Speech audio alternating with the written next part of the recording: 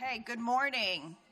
I call the March 10th, 2026 meeting of the DuPage County Board to order. I invite everyone to stand and join in the Pledge of Allegiance. Member Cahill, will you please lead us in the pledge? Allegiance to the flag of the United States of America and to the republic for which it stands, one nation, under God, indivisible, with liberty and justice for all. Before I ask Pastor Aaron Wyma to read the invocation, I'd like us to take a moment to mark the passing of former DuPage County Chairman Gail Franzen, who died this past week. Chairman Franzen spent 3 decades providing the residents of DuPage County and the state of Illinois with exemplary service. Our prayers are with his family and friends. Let's take a moment of silent reflection, and thanks for the life of Gail Franzen, a person who made important, lasting contributions to DuPage County.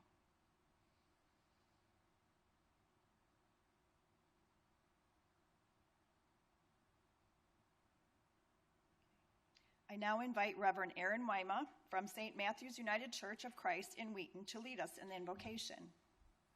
The first test is can I hit the right button? I bring greetings from St. Matthew United Church of Christ. We call ourselves the Church Along the Prairie Path, and maybe since my name is Aaron, I wasn't told to wear green, but it is wonderful that I'm here with you today. Please pray with me. God of all goodness, you who are called by many names in many languages, worshiped and theologized and conceptualized in many ways and in many places within our community, we call to you now. You are the author of life, love, and justice. We give you thanks today. As we think about the luck of the Irish, we also know, God, that it takes us, all of us together, in these particular moments to be a blessing to our community and do the sacred work of community building.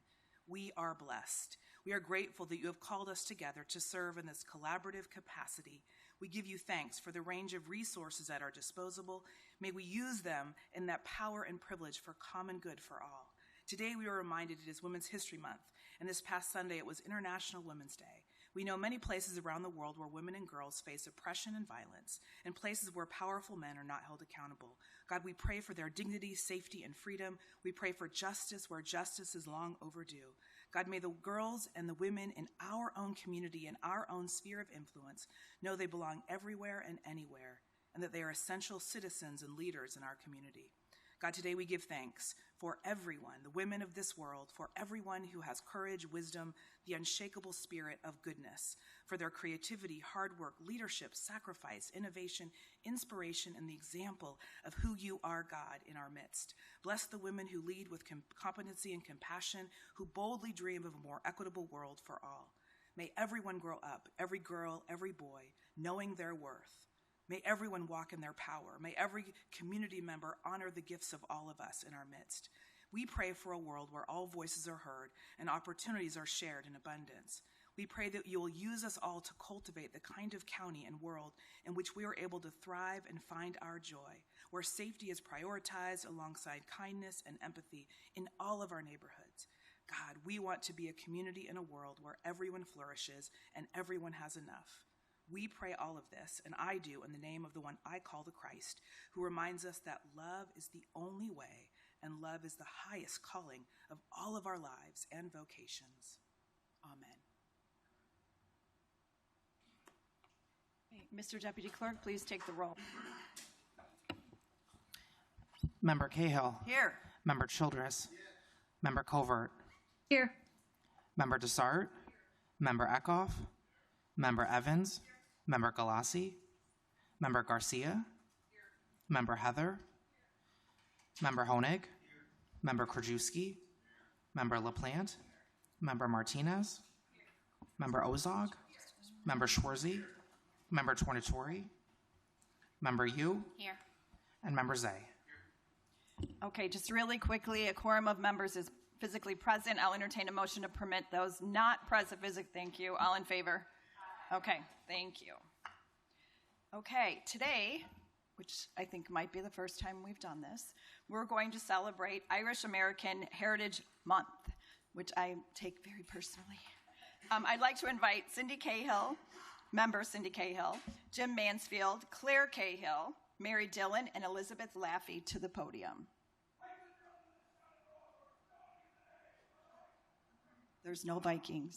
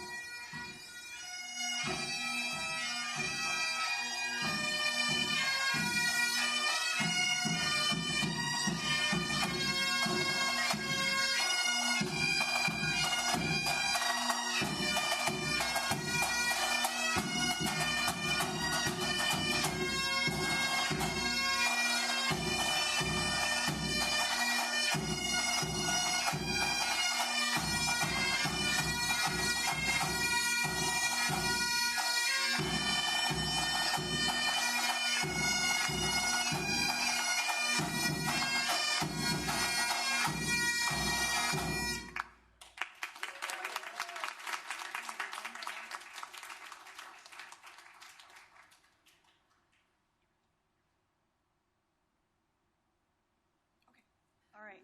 Well, I'm overwhelmed. I know it's not for me, but I'm taking it a little personally right now. By the way, my maiden name's O'Keefe. My mom's name is Durkin. Got a lot of them. Okay.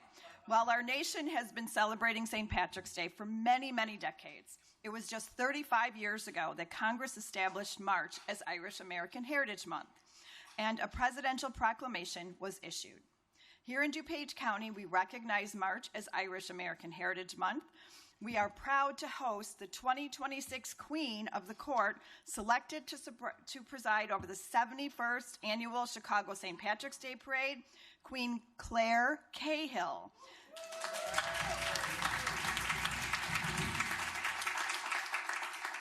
Claire is a DuPage native and has a very strong connection to our board.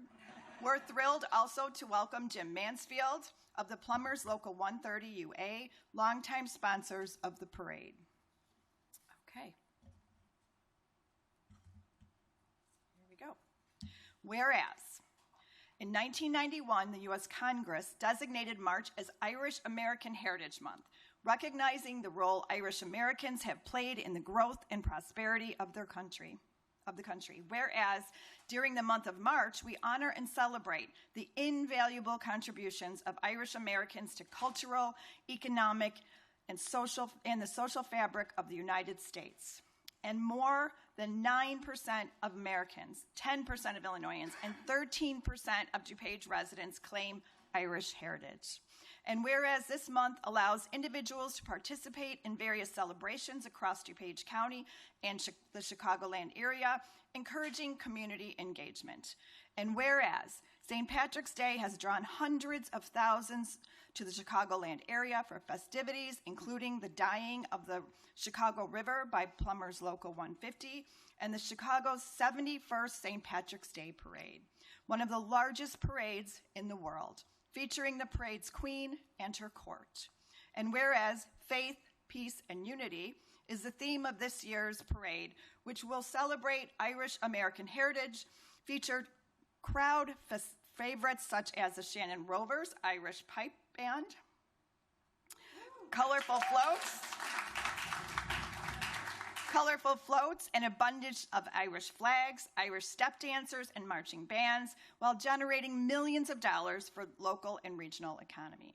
Now, therefore, be it resolved that I, Deborah A. Conroy, Chair of the DuPage County Board, and members of the DuPage County Board do hereby proclaim March 2026 as an Irish American Heritage Month in DuPage County and honor the planners and participants in the St. Patrick's Day Parade, its queen and court, and we encourage all residents to recognize the rich history and many contributions of Irish Americans. Okay, all in favor?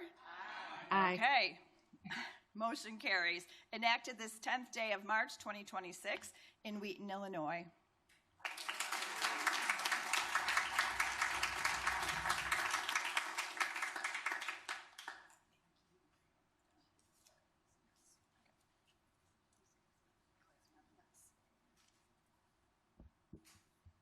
Good morning. Thank you, Chair Conroy and Commissioners. This is an incredible honor, and thank you for recognizing the Irish American community and the Chicago St. Patrick's Day Parade. I also want to thank Jim Mansfield from the Plumbers Local 130 for being here today and introduce members of my parade court, Mary Dillon and Elizabeth Laffey.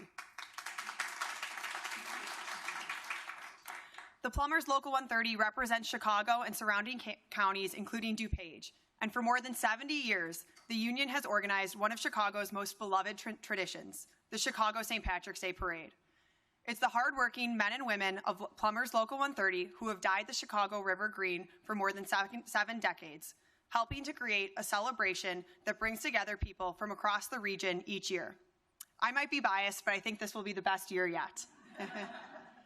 In addition, it's also Women's History Month, and the Queen's Contest has been around for many decades, which brings together Irish women to celebrate our heritage, engage in the community, and represent our city. This year's parade theme is faith, peace, and unity, and those values have long been central to Irish heritage and to the communities that Irish Americans have helped build here in Chicago and the surrounding areas. I grew up in Elmhurst and have been a lifelong resident of DuPage County. It means so much to be recognized here today. DuPage is where I was raised and where my family and community are, and it helped shape me into the person I am today. It's truly special to be able to represent DuPage as Queen of the Chicago St. Patrick's Day Parade. The parade is more than just a celebration. It's truly a tradition that connects generations. Each year, families line the streets, friends gather together, and communities come out to celebrate the pride and joy of our Irish heritage. I'd also love to shout out the Shannon Rovers, who are this year's parade guest of honor. They're also celebrating their 100th year, so long-standing tradition of the Shannon Rovers. Thank you again for this proclamation and for recognizing the contributions of Irish Americans here in DuPage County and throughout the Chicagoland area. It's an honor to be here today. Thank you.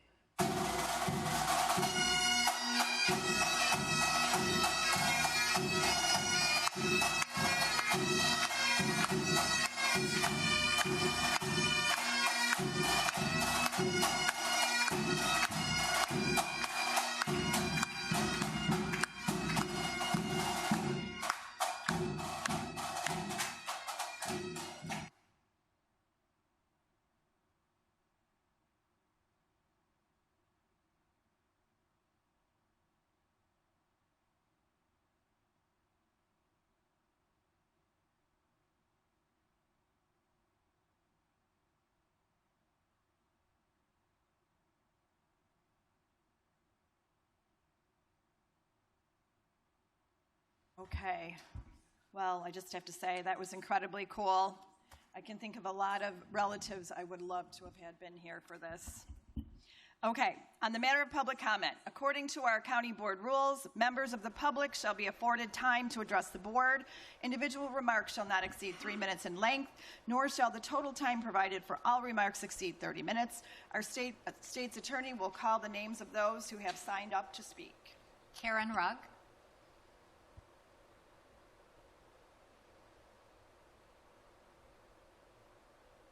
I love that opening speech. Faith, peace, and unity. Hard to come by. I'm fairly happy today for a change because I heard some wonderful news.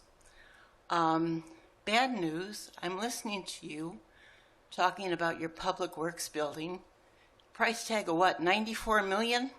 Is that right?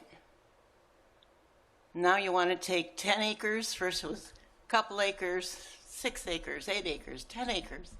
Now another 4 acres for green space. Where is this leading to? So I can't sleep at night. I got my husband's cell phone, and I'm looking up how much a garage costs. And here, Buffalo Grove, well-esteemed, beautiful community, just built a public works garage. Guess how much it costs? Top state-of-the-art. $34 million. That makes you $60 million over. Then I kept on looking. Yorkville, brand new, state-of-the-art public works garage. $30 million. How come? And then I heard somebody say, Jim Zay said, well, after all, we are DuPage County. Really? Highest taxes in the state? Wealthiest county in the state? $94 million for a garage? Plus, I wish you'd go back to honoring. They're talking about these wonderful pipers, 100 years. That fairgrounds have been ours, the people's grounds, for 180 years. Mrs. Conroy, I see you as a Donald Trump in a golden mace skirt. You know, Donald Trump says the people's house, of the people, by the people, for the people, the White House. He goes in and he just takes it. Why does he want to take it? For his elite friends. You want to rip up our fairgrounds? Well, what are you going to do? Put a garage there? 10 acres and 4 acres? What's the ultimate goal? It's very secretive. My heart's pounding. So you want a gold glitz theater arts building for your cronies, for your friends. Is that what you wanted? Why did you pay that guy all that money to come here to do a study of where you could put your theater arts building for Mrs. LaPlante? How much did you pay him? $500,000? I don't know what you paid him. No, I don't know what it was.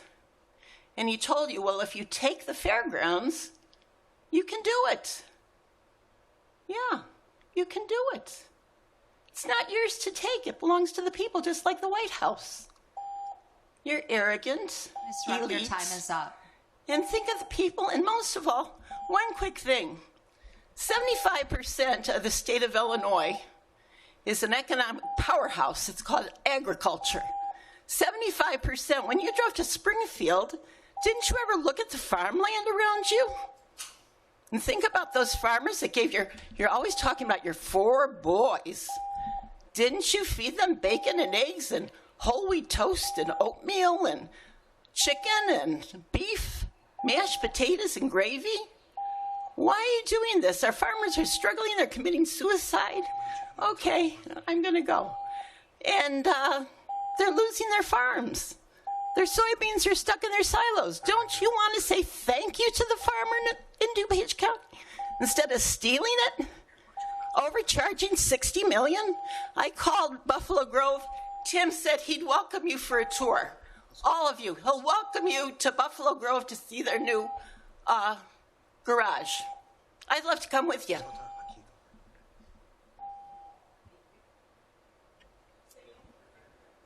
Okay. Unfortunately, my gold skirt was not steamed this morning.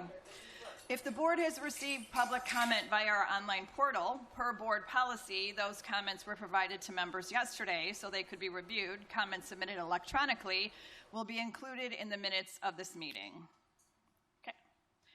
For our first presentation today, we have Loaves and Fishes, and I'd like to invite Mike Habala to the podium. There's Mike. As part of our 2026 budget proposal, I dedicated significant funds to assist DuPage residents who are suffering from food insecurity, meaning they do not have the resources to ensure there is adequate food available to them and their families. Around 70,000 DuPage residents qualify for SNAP benefits, but we also know there are thousands of people working jobs who do not qualify for SNAP and still need the assistance of food pantries to ensure their families are fed. We have two presentations today. The first one is from Loaves and Fishes CEO Mike Habala. Loaves and Fishes is based in DuPage and is the largest food pantry in the state of Illinois. We first heard Mike's presentation regarding the Hub 2.0 project on June 24th, and I've invited him back to provide an update and ensure you have the correct information about the project. Simultaneous to our discussion of this project, you may recall that on November of last year, SNAP benefits were temporarily interrupted during the federal government shutdown. At that time, I asked our staff to develop a comprehensive plan addressing food insecurity in our county. I also asked staff to create a complete 5-year look back at the total funds the board has dedicated to DuPage organizations for food and grants for capital items such as vans, freezers, and physical improvements. Reviewing those totals helped me determine our goals moving forward through 2026 and 2027. One of the most important goals of our food program is to expand capacity to serve more people. The Loaves and Fishes Hub project helps us achieve that goal, and it facilitates partnerships within our community to more efficiently serve people in need. So we turn to Mike Habala for his presentation.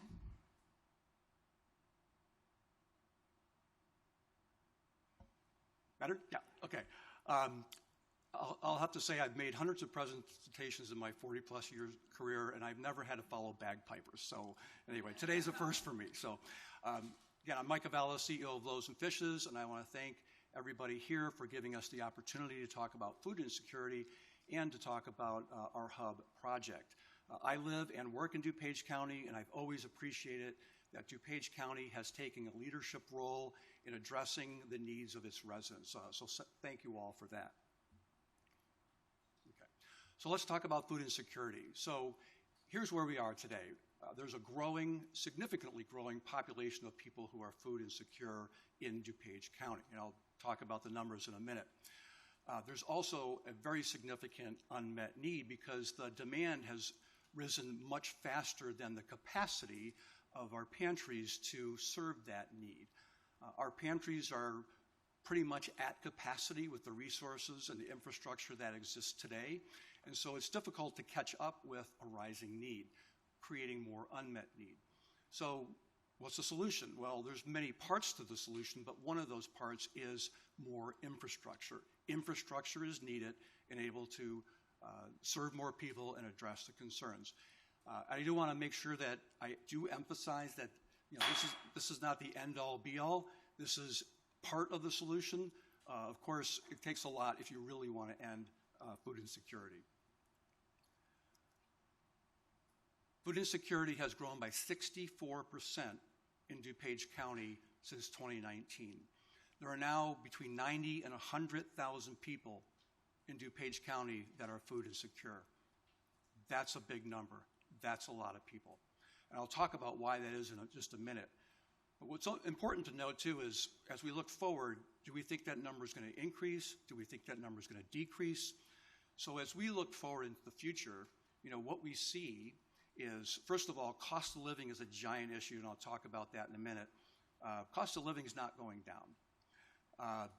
We also have headwinds with respect to some public benefit programs like SNAP, Medicaid, and so forth, which are certainly under pressure right now, and those make it very difficult, even more challenging for people that are food insecure to make ends meet.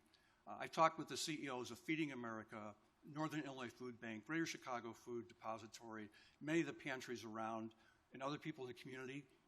I will say 100% of the people think the need is going to rise. There's not one person I've talked to that thinks it's going to go down. Okay. So, why has food insecurity gone up so much and so fast in a relatively short number of years? Cost of living.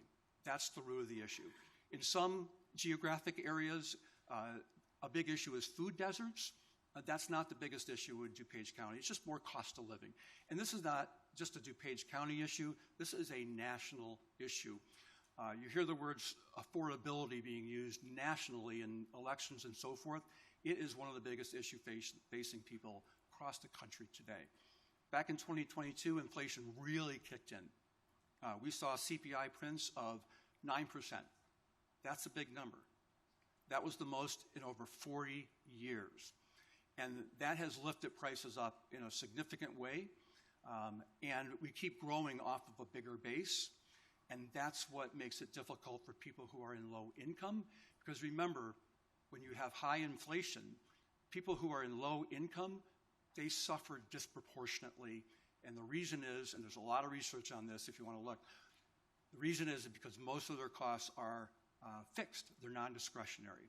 And so inflation disproportionately hurts those that are low income. We do have SNAP benefits, and SNAP is a good program, but it also has limitations. So I want to sort of demonstrate something that we call the SNAP gap, which is most of the clients that we see at Loaves and Fishes fall in this SNAP gap.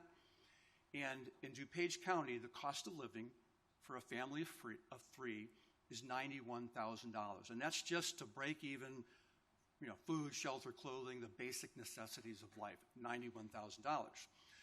SNAP cuts off at $43,000 for a family of three. So if you're more than $43,000, you're not getting SNAP benefits. It's a long way between $43,000 and $91,000.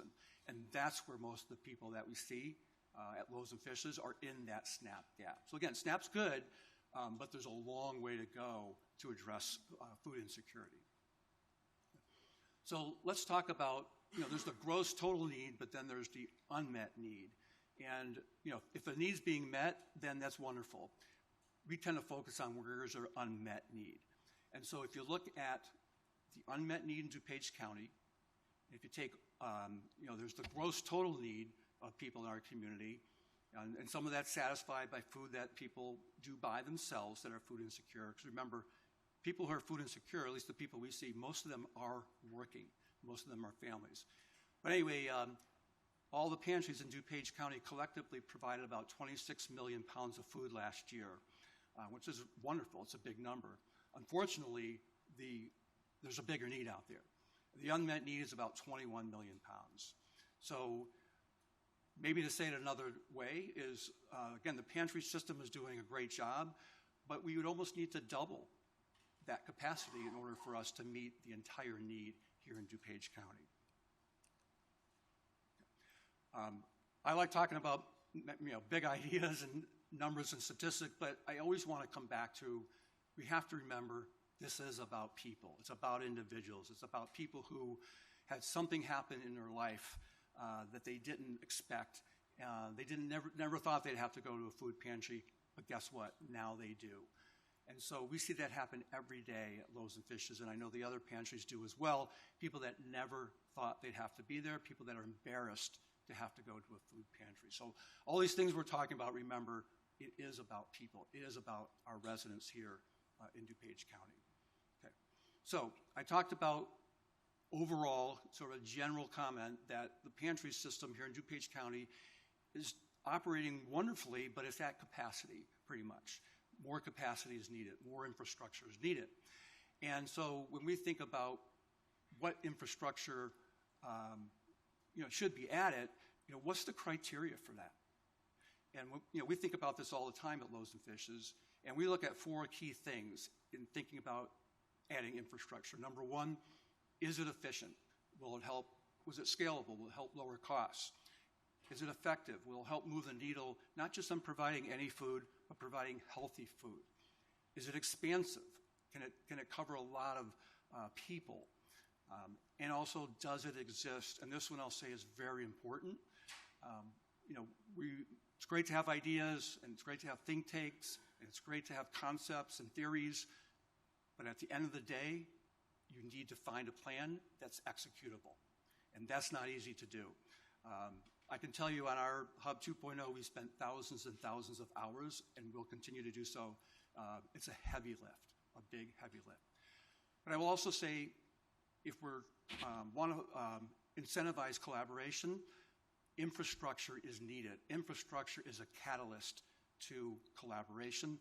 We love collaboration. We collaborate with about 70 different organizations all over, some food pantries, some in other spaces in the not-for-profit world. Collaboration is super, super, super important. Okay. So let's get into the hub specifically. So we opened our hub a little over 4 years ago. So we now have real data. We know what's happened. We know what works with respect to our hub. So, I'll go through this pretty quickly, but, through opening our hub, we've expanded access to a lot of people. We now have 13 different spokes that we distribute from across the community. Most of those are in DuPage County, and that's really helped out. We've also implemented online ordering. Recently, we celebrated our 35,000 online orders fulfilled. That's super helpful for families who maybe can't get to a food pantry. We've expanded and scaled our operations. We're now serving about triple the number of people that we were back in early 2022. We've reduced our cost to serve people by about 40%. This is something that's not talked about that often, but the cost to serve people is very, very, very important, because when we think about use of community resources, which is what not-for-profits do, lowering those costs to serve, super important. And our hub has allowed us to collaborate more with others, but we've just hit the tip of the iceberg on that. And then also with our existing hub, we've been able to move the needle on healthy food because we do have refrigeration in there. Okay. Let's talk about Hub 2.0 now. Let's talk about the future. This is our architect's rendering, and I apologize if it's not shiny and exciting looking and flashy. It's a warehouse. But what is exciting about it is what happens inside the warehouse. So what our Hub 2.0 is about is adding another 32,000 square feet to our existing 30,000 square foot warehouse that's located in DuPage County, so about doubling the size. And when I think about the criteria that I talked about before, it is efficient. It further builds out the hub and spoke model, which again has lowered our cost to serve substantially. It's effective. We will have quadruple the amount of cold storage when we add our new space. And cold storage is critical if you want to focus on healthy food. It's also very expensive too, by the way. It's expansive. We currently serve roughly 4,000 DuPage County residents each and every week. If we double our capacity, we can double that number, and that gives us the opportunity and the capacity to serve thousands of more people in DuPage County each and every week. And it also allows us a facility to collaborate in a much bigger way with other food pantries, and we've already got some written agreements in place with respect to that. And then fourth, as I mentioned before, it exists. Very important. It's here. This has taken, by the way, years in the making. It starts with a strategy. It doesn't start with a building. It starts with an overall arching strategy. And then the strategy determines what resources you need. The hub is a big part of that, of course. And, you need feasibility studies. You need to find a property, which sounds easy, but I can tell you it's not. To find a property that's zoned properly, that's the right size, it has the right parking. Most warehouses have very little parking. It's just the way warehouses run. So to find parking for volunteers and clients is a huge thing. Power. Guess what? Refrigeration takes some additional power. Nothing like data centers, so don't put us in that class. But you have to find a property that has appropriate power. Not every warehouse does.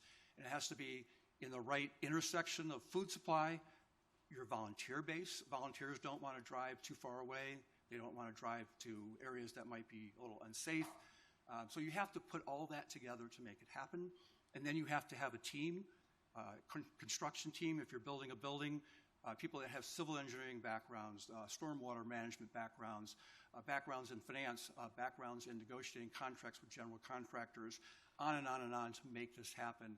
As I mentioned before, this is a heavy lift, and Loaves and Fishes is making that investment.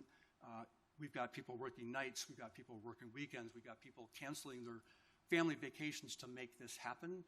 It's a big lift to make this happen. So, and like I mentioned, it's here right now. We're ready to break ground. I say May. Our contractor actually thinks they can start in April, but I'll take the over when it comes to construction. But as we sit here, a year from now, this project will be done, and we'll be serving many more people because of that. Okay. I'm sorry if I've gone on a little bit long, but I'll try and wrap up with something that I'll say that's super important here. You know, we think all the time about how do we utilize community resources, and I know obviously that's what you do as well too. So what is the return on investment for DuPage County? So the total cost of our hub, including Hub 1.0 plus the addition, is about $12.5 million. The number that's been proposed with DuPage County is $2.5 million. And by the way, we clearly understand that's a proposed number and a number being discussed. You know, no one's saying that's a done deal by any means, and just understand that we appreciate the process that you have to do what you need to do. Anyway, $2.5 million divided by $12.5 million is 20%. And I know earlier there was a question about, is DuPage County, is there a disproportionate investment versus outcome that DuPage County is getting? The answer is yes. It's in the favor of DuPage County.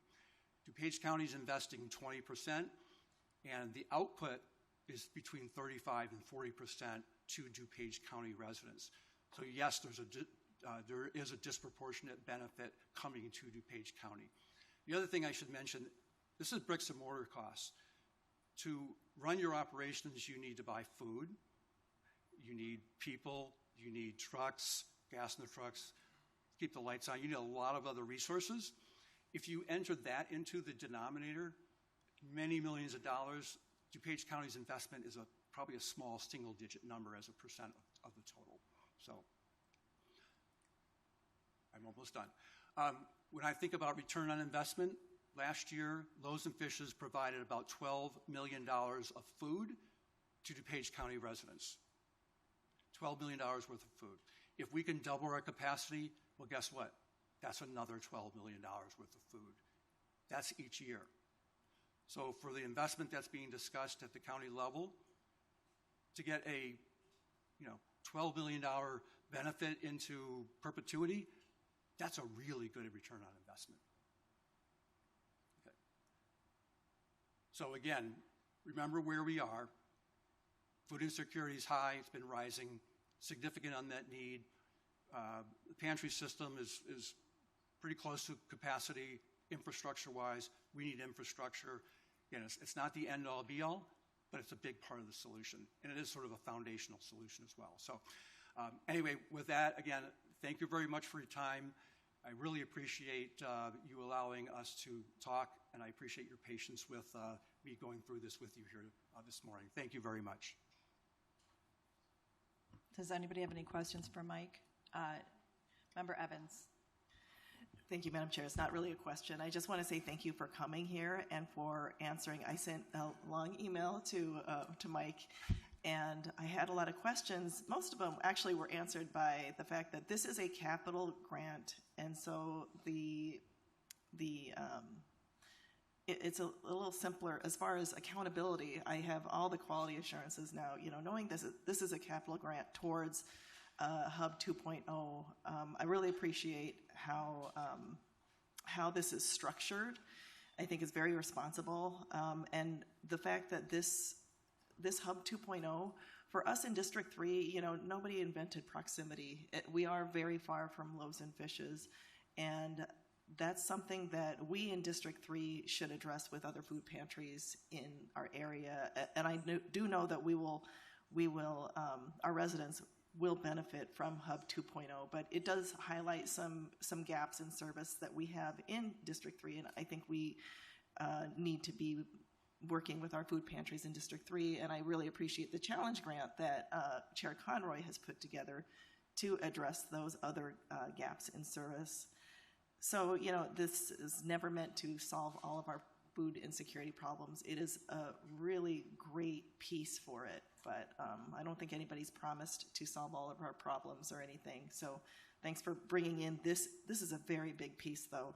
And for food versus rent, this is not only helping people with food insecurity, but I have a friend who lost her job last May, and she had to go to the food pantry for the first time. And it was because she was like, okay, I don't have money for food. I have to pay the rent.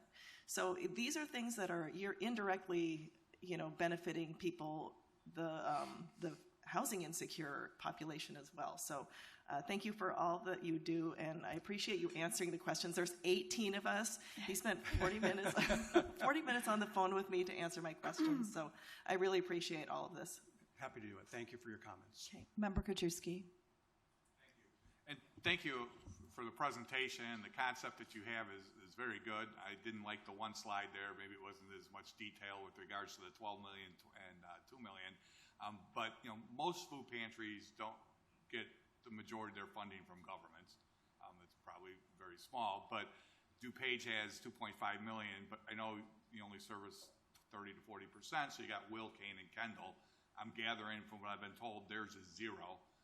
So if we put the government entities up there, we'd see DuPage doing a lion's share of this facility and basically the other three counties doing nothing. And so I don't know, Member Eckhoff's got this question, and I've still tried to get an answer, and I don't think it's for you, or maybe you could tell us. We're trying to find out, how much have we outreached to Will, Kane, and Kendall? Not so sure. I mean, maybe you've talked to maybe their HS departments there, but I'm still trying to get our elected officials to find out what contact we've had with them from that standpoint. I think they need to help participate. Yep. To pick up on Member Evans, the question I have is for the future.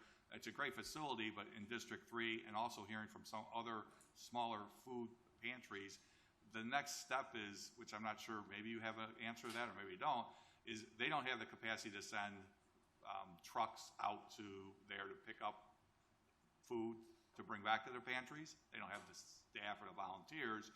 I'm not sure if you have a plan how to get that from Loaves and Fishes out into District 3, into District 2, at some of the smaller pantries, the transportation end.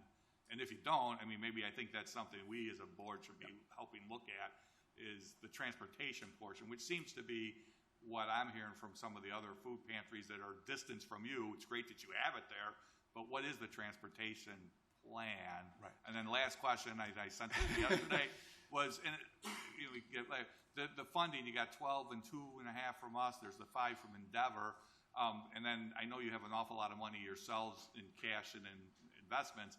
What's the actual funding model for the 12 million? Where's it all coming from? Sure.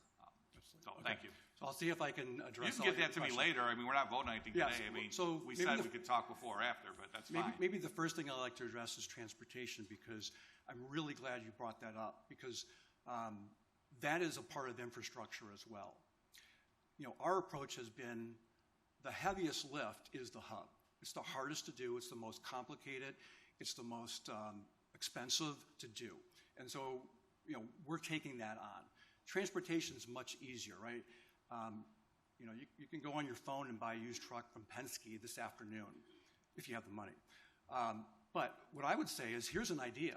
So I know that part of the comprehensive plan to address food insecurity includes, at least the idea was out there for the $2 million challenge. So how about if maybe 8 or 10 of the maybe medium or smaller sized pantries that are transportation challenge get together, collaborate, and together work on acquiring trucks and can come to the county with a plan. So if you have some leadership there that can pull some pantries together And, some pantries might not need 100% of the truck. Maybe they need half the truck. I like that concept, exactly what you're saying, but I think maybe should be doing that. I think they don't have sometimes a staff or volunteers, but I think that $2.5 million, I think, honestly, the next step should be how to use it to get the transportation from you to the other pantries. Yeah. Maybe not have another pantry doing a grant for this or grant for that. That's the big issue, is how do you get the transportation. That's maybe not your problem to solve. I mean, maybe we should be working on that as a county to help with the other pantries together to figure out the transportation out of it. Yeah, no, I appreciate that. I will say, if you can get more transportation in the hands of other pantries, it's not just about maybe coming to our food hub to get food. It's also about they can increase their food rescue. They can also maybe do distributions at other locations. So there's a lot of good use of the truck besides just coming to our hub. So I think that's a big opportunity. I think that's low-hanging fruit. And I know last year the county did support the acquisition of a number of pantries, of trucks for a number of pantries. And I think that's wonderful. And like I mentioned before, the hub is one part of the infrastructure. Transportation's another part. Food supply is another part. Certainly people, staff, volunteers is another part. Do you have the infrastructure, if you had 2 or 3 trucks at your facility, to have a driver on and then to be able to take it to those pantries if we help with the transportation aspect of it? Well, we have 7 trucks. Well, those 7 trucks are out on the road 7 days a week. We work 7 days a week rescuing food. I understand you don't have the capacity now, but if we were to help with the capacity, I mean, because that's the issue, is who can do it. I Because appreciate I know the smaller food pantries say, I don't have a volunteer that can drive a truck. They get it great if they have a truck. Yeah. They don't have the capacity to send a truck there. So somebody's got to do that. Well, we can talk about that more in depth later. But we would be, Thank you. And then just the funding aspect of where the 12 is coming from. Yeah, from a funding perspective, one thing I think that's important to understand is with the Endeavor grant, which is wonderful, $5 million, it is over 5 years, $1 million a year for 5 years. And not all of it goes to the hub and spoke. Some of it's for programs, some of it's for helping us with our food procurement function and those type of things. So on that grant, we get $700,000 a year for the next 5 years that goes for bricks and mortar on the hub. The new addition costs $8 million. Well, that's 3.5. I was just trying to, where's the 12 coming from? We got 2.5 maybe from us. The 12.5, remember, 4.5 is already done. That's Hub 1.0. $8 million is for the new addition. Okay. So really $8 million is what we're fundraising. And you have 3.5 from Endeavor that's committed over time. Yes. Potentially 2.5 from us. So you need to raise another 2? Yes, and we raised some. So we have, before the county, we have about $5 million. Again, some of that's paid years out. Sure.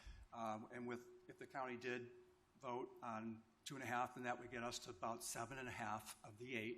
So we still have to fundraise more. And remember, the hub is bricks and mortar, right? There's a lot more that happens with operations, right? We need food. We need people. We need gas in the trucks. We need all those other things. Every year, those are many, many millions of dollars. So this is part of a comprehensive plan. Again, the hub is maybe the central part of it, but it's part of the bigger plan.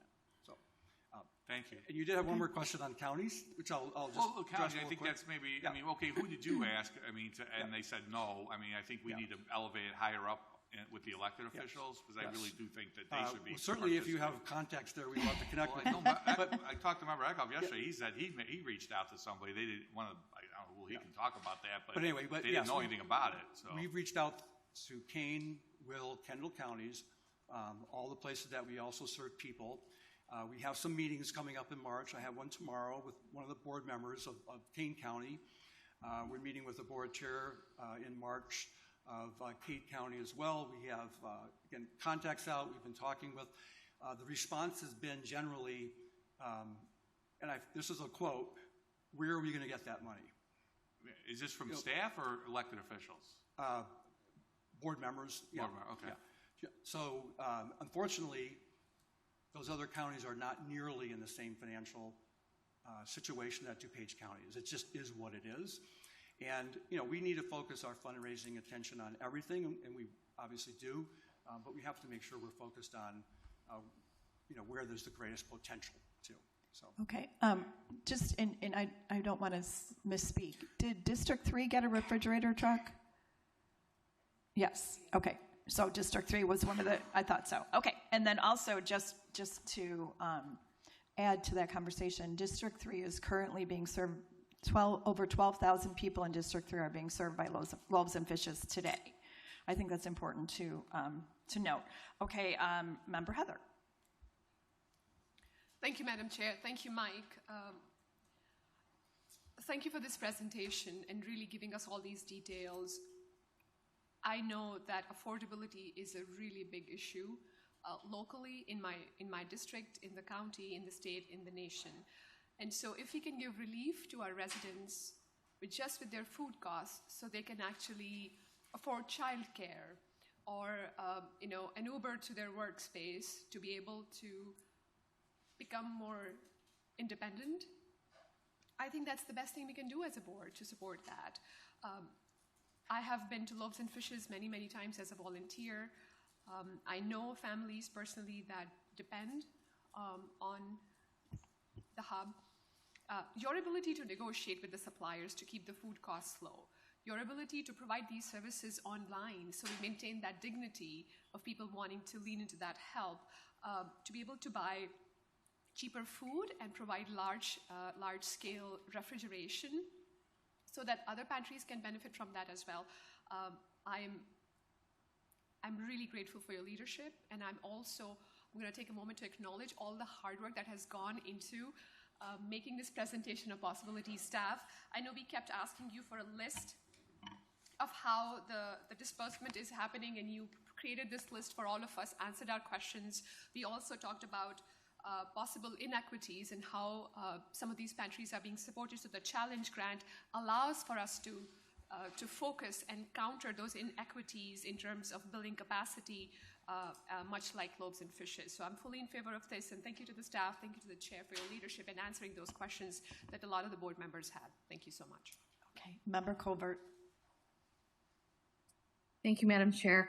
I just want to thank you for your wonderful presentation. I'm excited for this project, 100% support. Loaves and Fishes is in my district, and I also have another smaller food pantry in my district, the Lyle Township Food Pantry, and then there's a number of smaller food pantries in other areas that have reached out to me, other areas of the county. So I have a specific question about process. You mentioned that you already have agreements in place with some food pantries, smaller food pantries. I would like to know, how that process works in having those agreements in place to collaborate with Loaves and Fishes, and how we can make that happen earlier on right now so we could figure out the logistics of the transportation or whatever these smaller food pantries need. And then my second question was more on a sustainability issue, and this is a conversation for later down the road, with having enough space for maybe indoor gardening, indoor produce, like hydroponic plants or something like that, where we could have indoor gardens all year round so we could produce fresh fruit and vegetables all year round. And that's a long-term conversation, but I'm more focused on the first part of my question. Yes. Regarding the first part of your question I'll give you an example of how this can work. So we do co-buys with a number of other pantries across the county. And what a co-buy is, just to make sure everyone's on the same page, is that we might only need half of a semi-load of product. Half of a semi-load, maybe it costs $2 a pound or something for that. If we buy a whole semi-load, maybe it costs $1.50 a pound.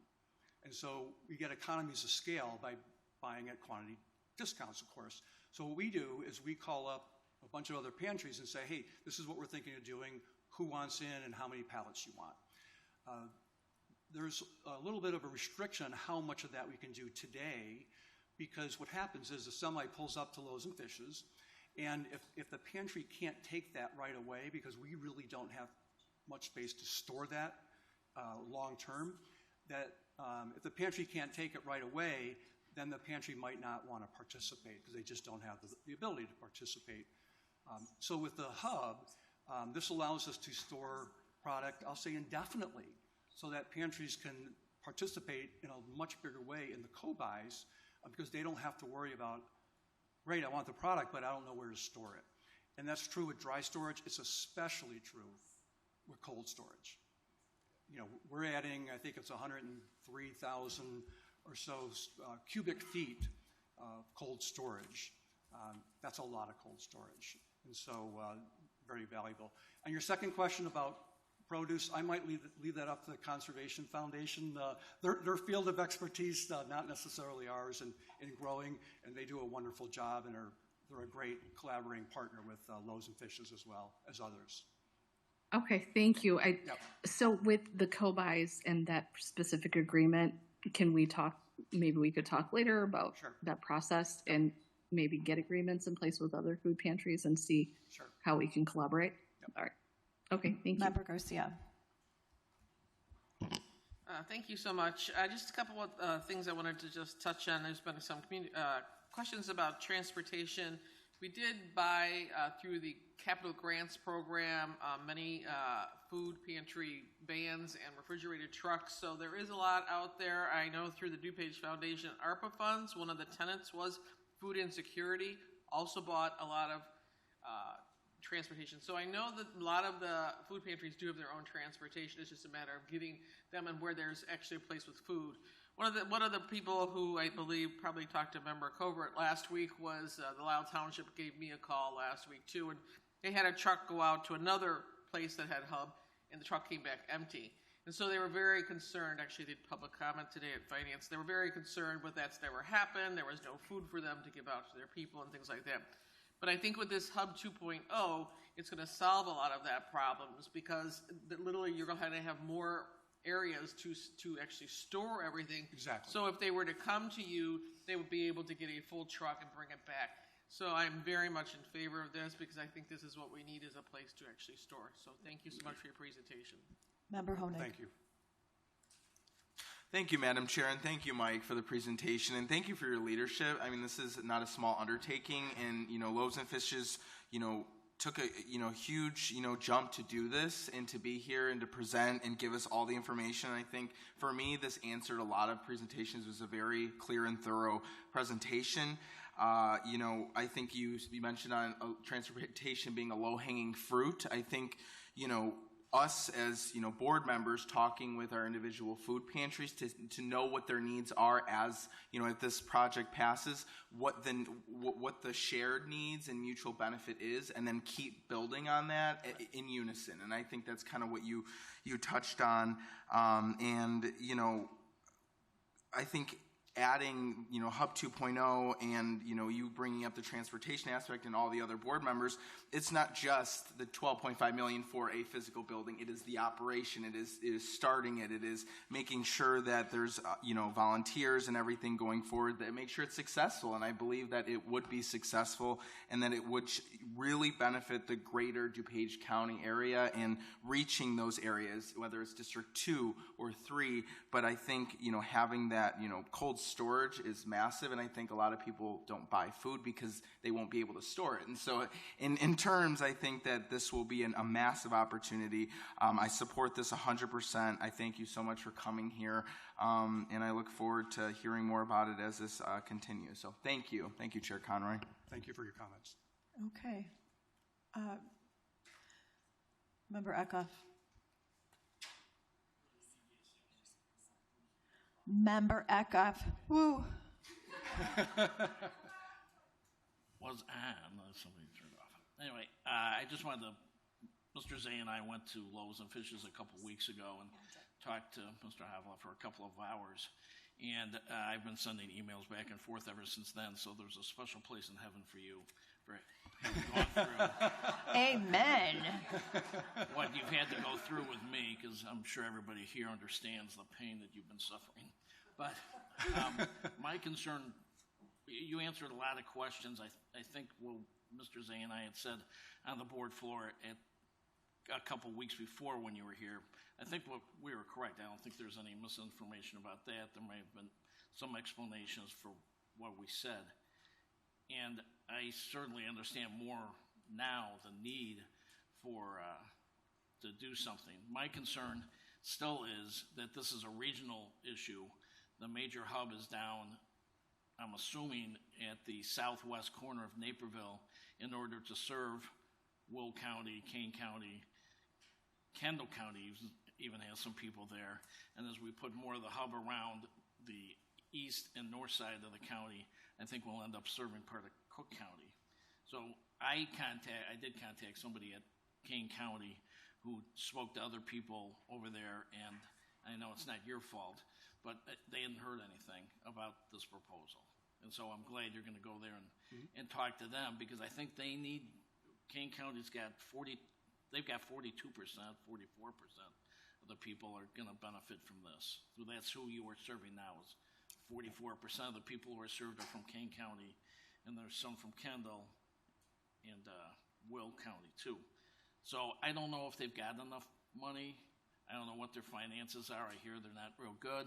I did hear today they've got a program about securing guns that we don't have. So I would like to see them put some skin in the game. And whether or not that's upfront, like you're asking us to do, or maybe a loan from DuPage County to Kane County that they can repay back.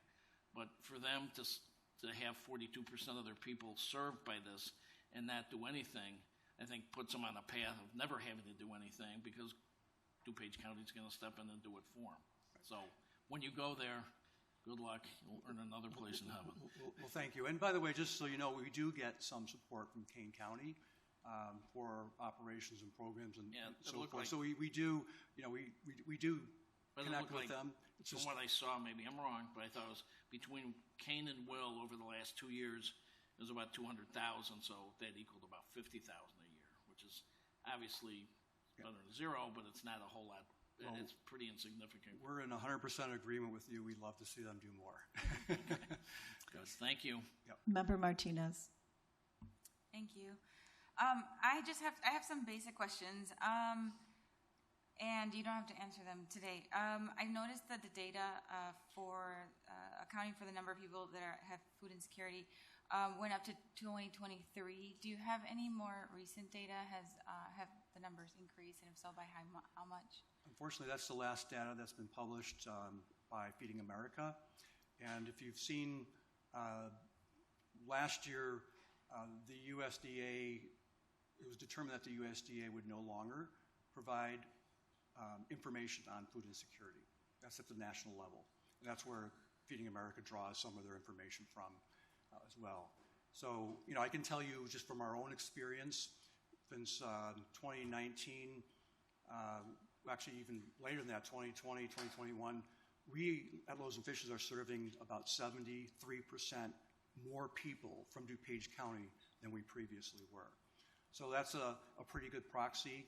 And I know in speaking with the leaders of other food pantries, they also have seen some big, increases as well over the last number of years. So I would love to get that broad data on a national basis, but unfortunately it's not out yet for, say, so that 2025. that was national?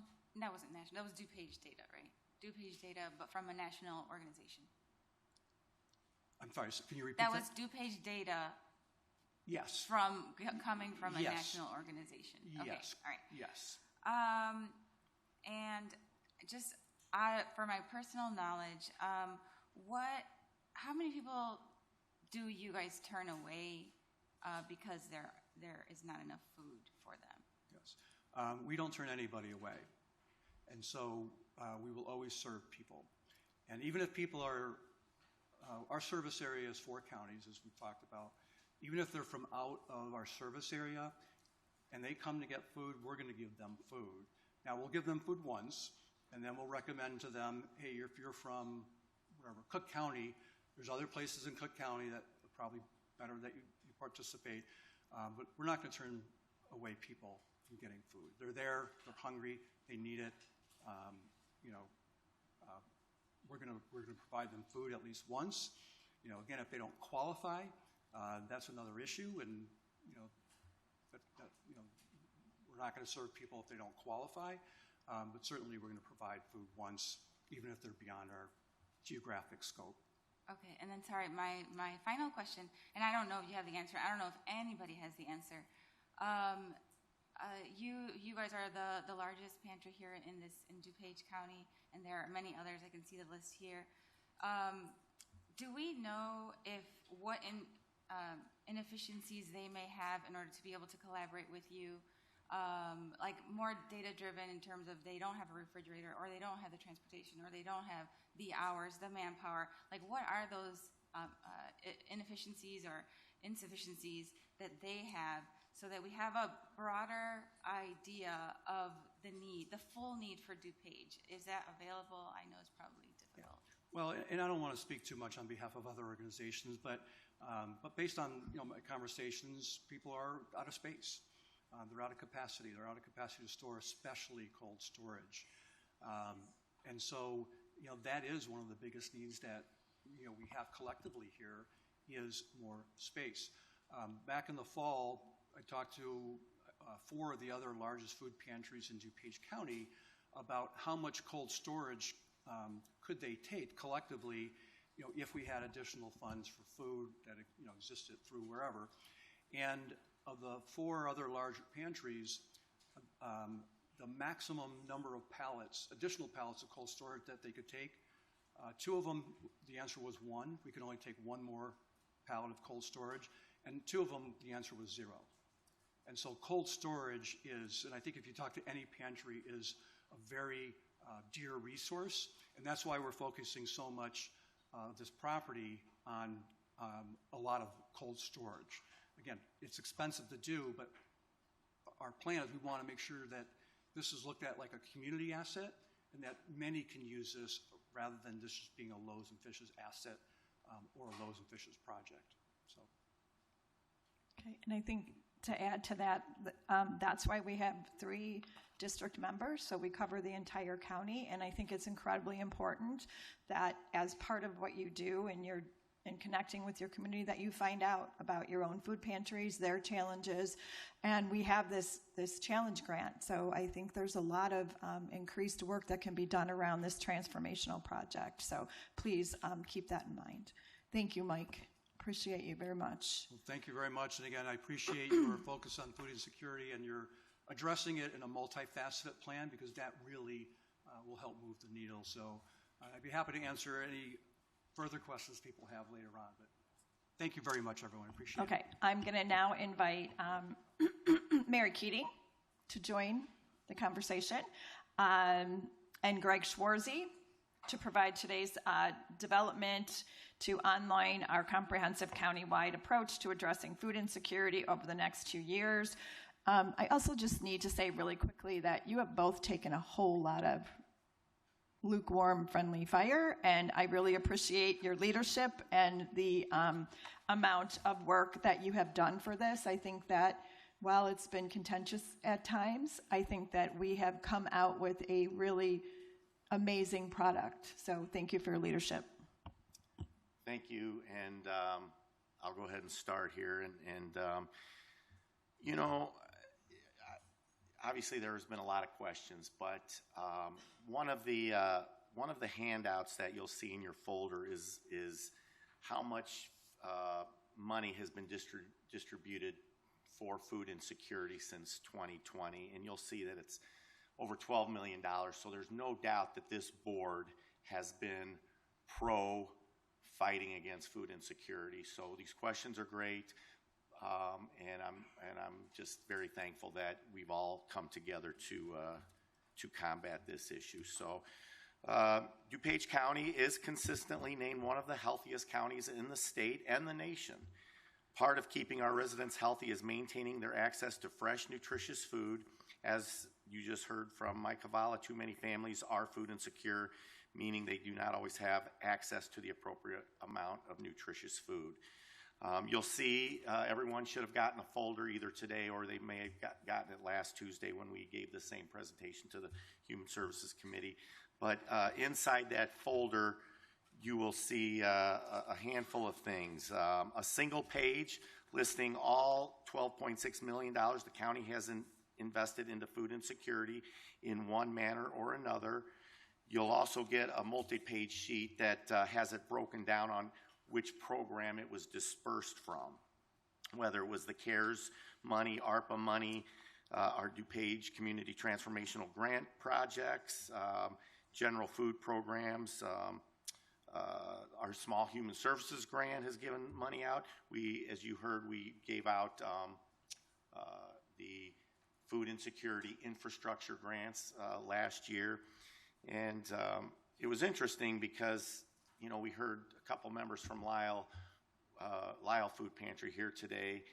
And in infrastructure funding over the last 5 years, they received almost $100,000 in infrastructure grants. So I understand maybe their needs are still not being totally met, but we have been trying. So, and onto this next slide here. Yeah, so I'm getting a little ahead of myself. To address the issue from 2020 through 2025, DuPage County has expended $12.5 million on providing food and infrastructure capital grants to the DuPage food pantries.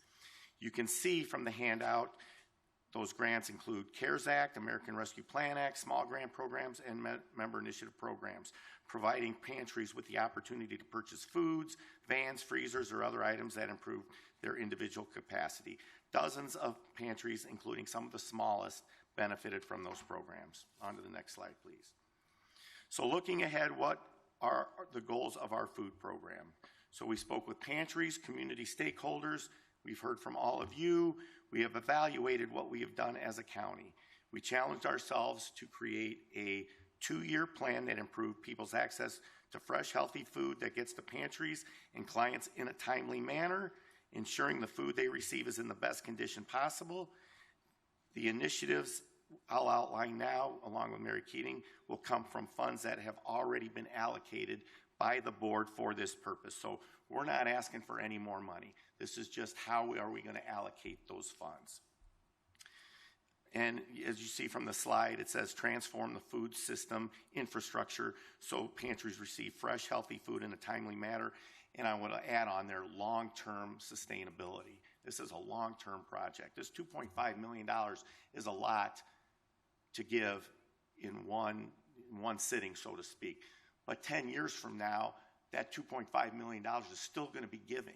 And 20 years from now, when we're all long, some of us are all long gone, that $2.5 million is still going to be serving our DuPage County residents. On to slide 4 there. As you know, the chair proposed as part of her 2026 budget, and the board did provide consensus to move forward with an investment of $2.5 million to the Loaves and Fishes Hub 2.0 infrastructure investment, which will expand roughly 30,000 square feet of food storage and capacity available to all pantries in DuPage County. Loaves and Fishes will work to distribute to all parts of the county to assist us in our goal, ensuring pantries receive healthy, fresh food in a timely manner. So I'll turn it over to Mary to go on with this presentation. Thanks, Greg. Next slide, please.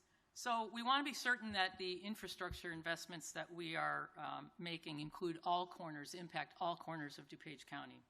So we're proposing an additional infrastructure investment through what we're going to call the DuPage Food Pantry Challenge Grant. That program would run from 2026 through 2027, and here's how it would work. So we're proposing that the board will utilize $2 million from funds that have already been set aside for food, as we invite DuPage food pantries with capacity to help us meet our goal of transforming the food system infrastructure to get the food to people in the most efficient and cost-effective manner possible. So therefore, the county will provide challenge grants large enough to be transformational for a significant portion of the pantries and persons served. So we're looking for large-scale transformational grants. The challenge grant will incentivize pantries to collaborate amongst government, nonprofit, and private philanthropic partners, as well as cooperate amongst the pantry network, as they propose projects intended to create lasting change, as Member Schwarzy said. So the county would provide the initial commitment of funding that would then need to be leveraged for additional community, state, or private dollars that will complete these crucial community initiatives. Next slide, please. The program will target large capital requests that meet the following criteria. The projects would need to produce demonstrable improvement to food assistance infrastructure, impacting multiple pantries or multiple organizations. Minimum request would be $500,000, and the request could not exceed 50% of the total project cost. That's why it's a challenge grant. We're basically challenging organizations to think big, apply for a significant amount of funds, and then go out and develop additional partnerships through corporate sponsors, private philanthropic organizations, or other government entities. Applicants would have time to develop those partnerships and to develop those strategic plans. And we would ask that the full project funding be locked up by the end of 2027. So the project doesn't have to be complete by 2027, but they have to have all other funding sources secured by the end of 2027. Any funding of that $2 million that was not obligated by the end of 2027, we would then move for future projects. So we would free that money up for future projects in 2028 and beyond. Next slide, please. So in addition to the challenge grants, we are also recommending that the Northern Illinois Food Bank fresh produce program that we did with the ARPA funds, which was very, very well received and very much appreciated. Again, it served all of the pantries in DuPage County, providing them with fresh produce on a weekly or biweekly basis to distribute to their clientele. So we are recommending that $2 million be set aside for this program to continue it for the next 2 years. Next slide. And then we heard last year that the U.S. Department of Agriculture was cutting some programs that supported farm-to-pantry programs throughout the United States. As a way to help reduce some of that, replace some of that supply, the county has formed a partnership with the Conservation Foundation's Farm-to-Pantry program, and we propose continuing to support the Conservation Foundation delivery of fresh produce that they grow to pantries over the next 2 years. The Conservation Foundation provided a proposal to the county, and our 2-year initiative includes a total expenditure of $322,000 for food and capital items. That breaks out to $172,000 for operating costs, $90,000 for a refrigerated van to help with the distribution of that produce, and $60,000 for the expansion of their greenhouse. Next slide. So as Member Schwarzy outlined, we have $8.7 million currently set aside for food assistance. So we're not asking for any additional funding. What we're asking for is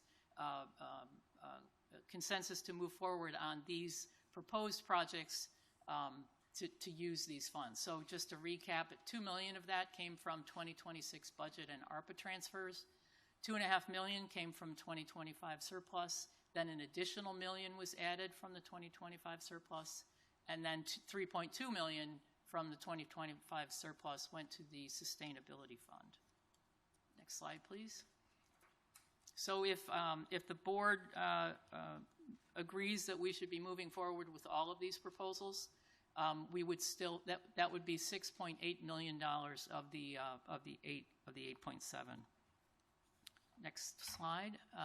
That still provides us with $1.9 million for any additional programs for future out years. And as I mentioned, if that $2 million from the challenge grants were not obligated by the end of 2027, any of those funds would be freed up as well. On the flip side, that $1.9 million would also be available if the challenge grants came in and they were, we had some really, really good large-scale projects. We could always consider using that remaining 1.9 for additional projects. Yep. Okay. With that, we're open for Any questions? Member Evans? Thank you, Madam Chair. I'm going to credit Mike Havala for giving me this idea. It wasn't my idea. But before we finish finalize this challenge grant, I would love to have maybe some kind of food pantry summit so we can get, all the food pantries in a room and tell us what their needs are instead of us trying to guess at what their needs are, because I think they're all different. And, like Lyle Township Pantry was saying that is a people, it might be a staffing issue. Maybe we can have a scholarship programs for interns or something to help get some people to work in their pantries, and it could give them some good marketable skills too, and then pay for their college. It would be nice if we could maybe get some people, everyone in the room, and tell us exactly what their needs are, and then maybe we can finalize the grant to make sure that it's for the most part what they need. I feel like we're maybe trying to duplicate what we did with Hub 2.0, and maybe they're not there yet, the remaining food pantries in DuPage County. So maybe there's something else that we could come up with that's a little bit outside the box. So anyways, I think maybe a conversation before we finalize it. I do think this is the direction we should be heading, but if there's anything else that we should be hearing from the stakeholders. Thank you. Okay, Member Krajewski. I'd say the exact same thing. 5 years ago, when the board hit a couple of issues regarding that, the former finance chair and myself called a meeting. We brought a number of the food pantries in, had staff sit there, and we listened, and all the things were different, and we heard all the needs that they had, and then came out of it 3 weeks or 4 weeks later and started putting actually the initial program in place. But we brought all the stakeholders in at the board conference room over there. And again, I had the Downers Township or Fish in yesterday, similar needs that Lyle just talked about today. Theirs is more, they'd like to be open, but they have a staffing issue. A number of other ones, it's the transportation issue to get to Loaves and Fishes. If they're going to be a hub, is who's going to cover that? But I think we need to get the stakeholders together, the small, the large, et cetera, find out what the needs are, and then come up with what the best plan, and maybe there's multiple plans for their needs. But I think what Member Evans just said, I agree wholeheartedly. We should have a summit and bring these stakeholders in. And then the last question I just had is more for you guys. Loaves and Fishes, can they do the same purchasing that Northern Iowa Food Bank can? Not quite sure what you... Well, like the same price, like the same cost? Like the same fresh produce. I mean, can they take some of that money, just buy it directly and have it shipped to them versus Loaves and Fishes, or Northern Illinois Food Bank, which represents 12 counties, buying it at a discount and then eventually shipping it down here to DuPage? Do they have the capacity to do the same thing? Well, the Northern Illinois Food Bank produce program serves all of the pantries in DuPage County. So that would, I think what you're suggesting would require then Loaves and Fishes to make that distribution to all of the. Or some of it. I mean, if it's $2 million up there, do we give them $1 million to Northern and $1 million to Loaves and Fishes to buy the fresh produce? As they're bringing it right here to DuPage, you cut out that step. I'm just asking if that could be done. Northern Illinois Food Bank does bring it directly to DuPage County. It does not stop in their warehouse. It doesn't go to Elgin? No. Come straight here? No, it's direct. It's a direct delivery. But he's raising his hand. I'd like to see if he said if they could do that. I mean, I don't know if that's not. I just asked him.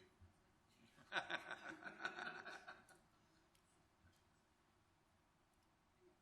would say I support the money going to Northern Illinois Food Bank. They've got a good way to distribute food to all the pantries that exist today, especially with fresh produce. You might be surprised that I said that, but no, Northern Illinois Food Bank is a good partner, and I would support what you're doing. We had them in 5 years ago, and they said they'd get it like 40% discount, and then we also added and had them go buy diapers and some other things that they could buy at a discount too. So I think that's a good. If you're considering allocating the $2 million for fresh produce and it goes there, I think that's a good outcome. We even heard today Lyle talking about they're going to the stores and getting, and sometimes people are buying it, but 40% discount that Northern Illinois Food Bank gets is great. But I suggest the same thing as Member Evans. Okay, I fully support a summit. I just need all of you to make sure that your districts participate. Member Garcia. Yeah, thank you, Chair Conroy. Couple of questions. The remaining $1.9 million for future food and capital initiatives. If we do have someone like Lyle Township, and I know I think Addison's also, they're kind of redoing their whole food pantry and things like that. If they do need the food, is it something that they could, through that future food, come to us and request anything through that? I mean, we have some kind of request where we could bring it up here on the board, as a request from that specific food pantry through that $1.9 million? I mean, I think the answer is yes. Anybody can come to us and say, hey, this money is earmarked for food. This is what we have in mind. Can you help us? Okay. Excuse me. I want to, if it's okay, I'd like to address Member Evans' comment about a food summit. So one of the complaints, maybe that's not the right word, one of the concerns that we had with this program is why is Loaves and Fishes getting $2.5 million? Why don't we put a request a bid for any of the food pantries, and maybe it can be centrally located? Why are they getting that? And, we don't want to penalize them for coming up with a great idea that's taken 3 years to get to this point. It's a great idea. Nobody else came up with this idea. They came up with it. They came to us with their plan that was, again, 3 years in the making. And so we put that capital grant in there to combat that concern because we heard you loud and clear. So with regards to having a summit and talking to all the different food pantries, I'm happy to do that. And Mary and I have sat with almost every single food pantry over the last 3 or 4 years at one time or another. And part of the feedback that we got when we did meet with them is things like refrigerators, freezers, and refrigerated trucks, and moving vans, and delivery vans, and storage units, and IT stuff. And we addressed that. We opened up that small, not small human services grant, that infrastructure, that food pantry infrastructure grant. We opened it up to everybody, and we gave out almost $1 million worth of stuff. So we can revisit that and maybe come up. We have $1.9 million that we're not including. Maybe we use that for another small infrastructure grant where they can buy refrigerated trucks. But this is about transformation. Okay, so I'm not taking these suggestions lightly, and I think they're important. But I don't want to get off what this is all about, and that's what this is all about. So, thank you, Chair. I'd like to add something as well to that, and I've heard a lot of comments about, well, they need to be open more hours, they need more staffing. I would caution you about committing to operating funding. If we're committing to operating funding for 2 years, what's the sustainability of that? And so what we're proposing is infrastructure investments that would make the system overall more efficient, and so maybe have the opportunity to lower some of those operating costs for existing pantries, so that they can maybe bring on a new staff person or open a couple extra hours. And so I think it's important that we remember we're really looking for capital investments. It's obviously up to the board if the board wants to support operations as well, but then you really do run into that sustainability question in 2028 and beyond. Thank you, Chair. Okay, Member Tonatori. I'll come back to you. Thank you, Madam Chair. I am all in on the Loaves and Fishes $2.5 million. There's been a lot of discussion, and I appreciate your passion, Member Schwarz's passion, and Mary's. It's a good thing. It's a good thing what we're doing. I did have some concerns earlier. They've been addressed. The 20% buy-in with a 36 to 41% return sounds pretty good to me, even though I certainly would hope that the other counties can ante up at some point, but for the time being, to double the $12 million in food that we're getting now seems to be a pretty good return on our investment of $2.5 million.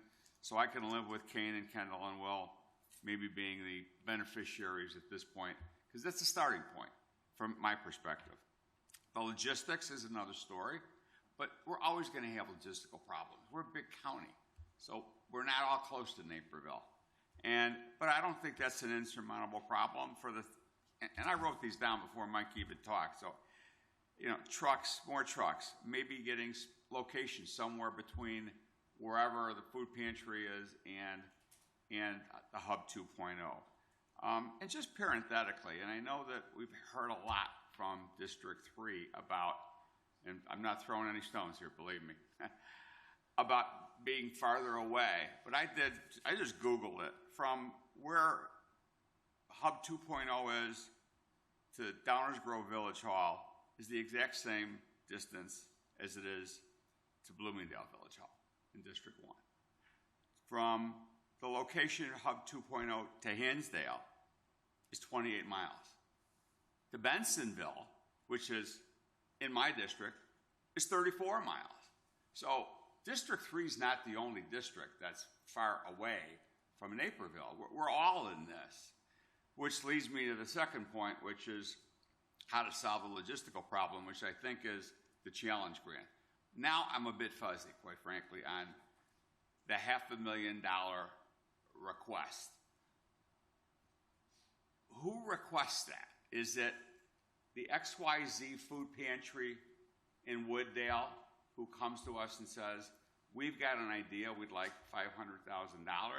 Is it 10 food pantries that come together as a consortium?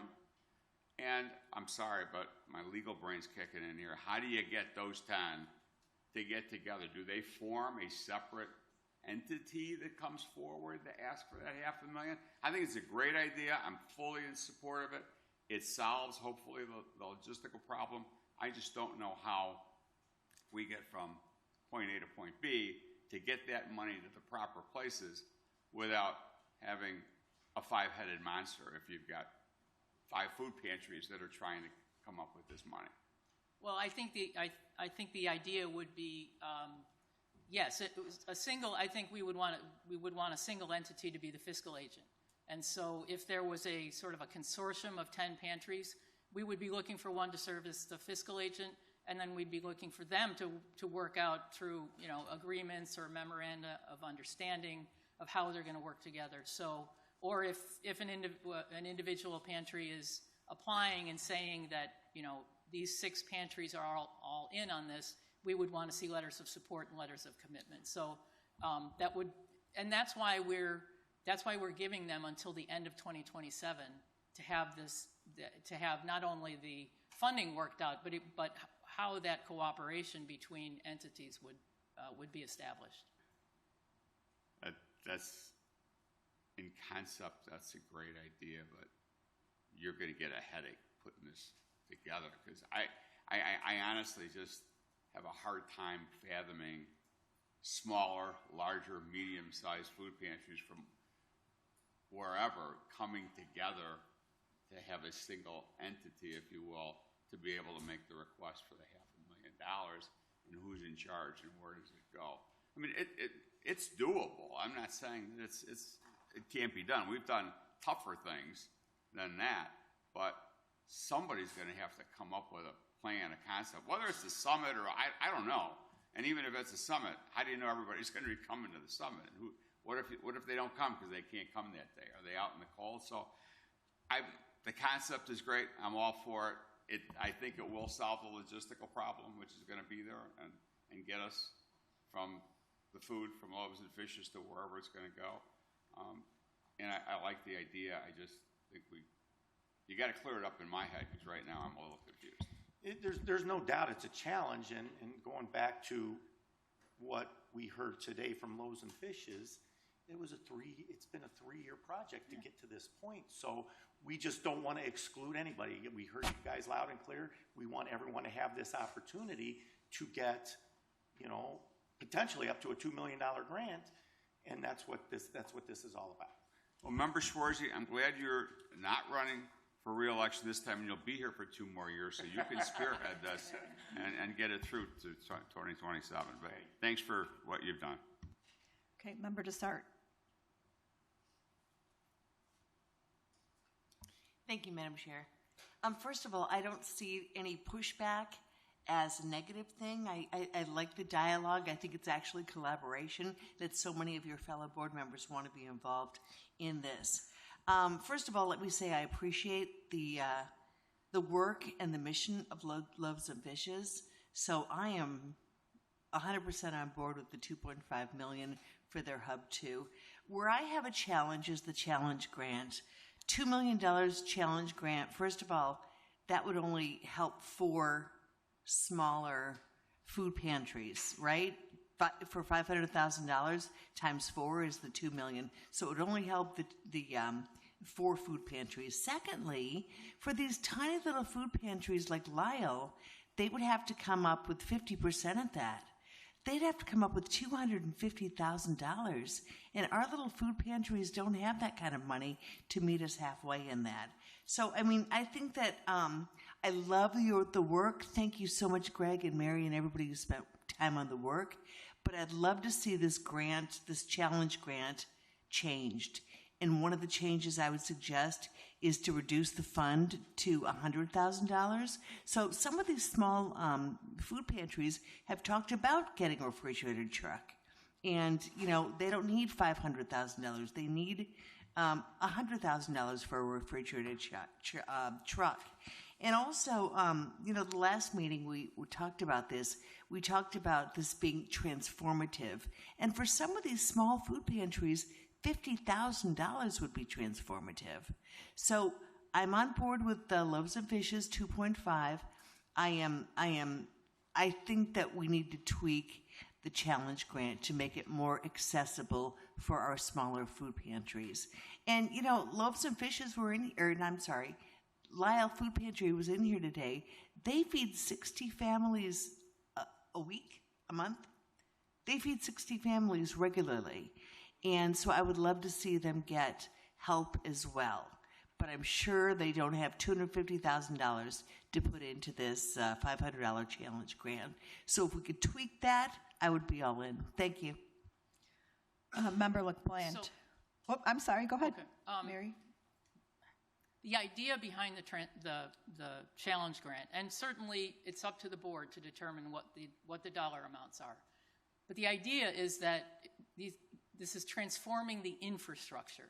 So it's not for individual small pantries. It's just, you know, and I'm going to ask our friends in finance to put together how many trucks have we already purchased, how many refrigerators have we already purchased, how many pallet loaders have we already purchased? Because remembering the infrastructure grants that we've done have been open to every pantry, and we've already bought. I know it's dozens of trucks, and it's dozens of freezers, and it's dozens of refrigerators. So So are you saying that these challenge grants are only for the food banks, the large organizations? Well, the only food bank is Northern Illinois Food Bank. Right. So are we saying this the $2 million is for the Northern Illinois Food Bank and the 2.5 is for, because... No. Okay. No. Correct me. What we're saying is something like, I'll pick on my friends at the People's Resource Center who are sitting over there. So if People's Resource Center decides that they want to do some significant expansion of their Westmont facility, we want to see what other pantries will benefit from that, and who are you cooperating with. By the same token, if all of the township food pantries got together and decided we want to do something transformational for the township system, but this is for system change. Right. So the idea behind the challenge grant is to really transform, to create greater collaboration, greater partnerships. So individual small food pantries may benefit, but they're not likely to be and in fact, if it's only benefiting a single pantry, it's not eligible. It has to be. I understand. Right. And so, Greg, I'm just going to, Member Schwartz, I'm just going to say, in my opinion, we need to rethink that part. And again, I don't think that the smaller food pantries, which I would love to help, have $250,000 laying around to meet the challenge. Just my opinion, I'd love to see this reworked. Thank you. Well, and Member Dessart, thank you very much for your comments. And I, this program that we put together, we can what if it to death. We can what if it to death because we all care. And it's easy to say, well, what about this? What about that? What about this? As Mary and I and the staff that helped put this together are trying to say is that we want to be transformational. Okay, buying a $100,000 refrigerated truck is great, but that's not what this is about. This is about doing something big that, like similar to what was presented to us by Loaves and Fishes, where they're going to increase potentially increase the amount of users by double.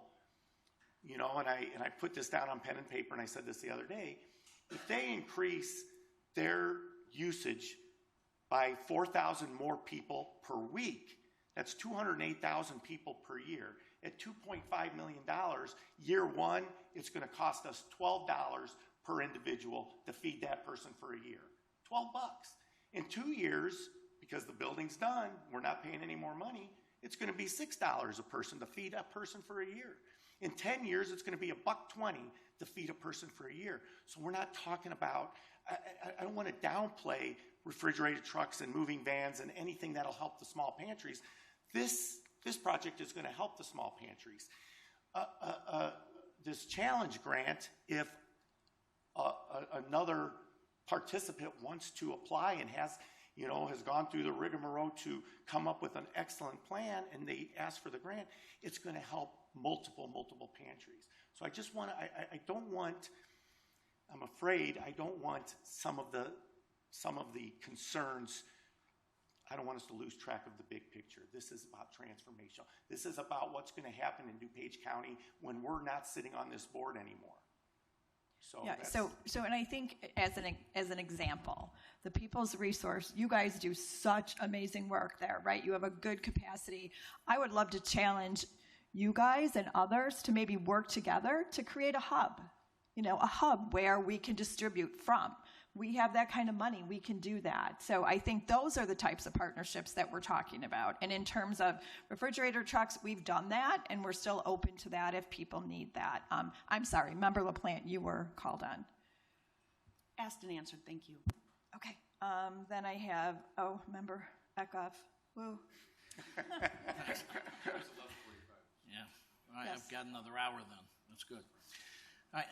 We keep on talking about transformational, and I would suggest that we've already been transformational. We've given over $12 million in the last 5 years to various food banks.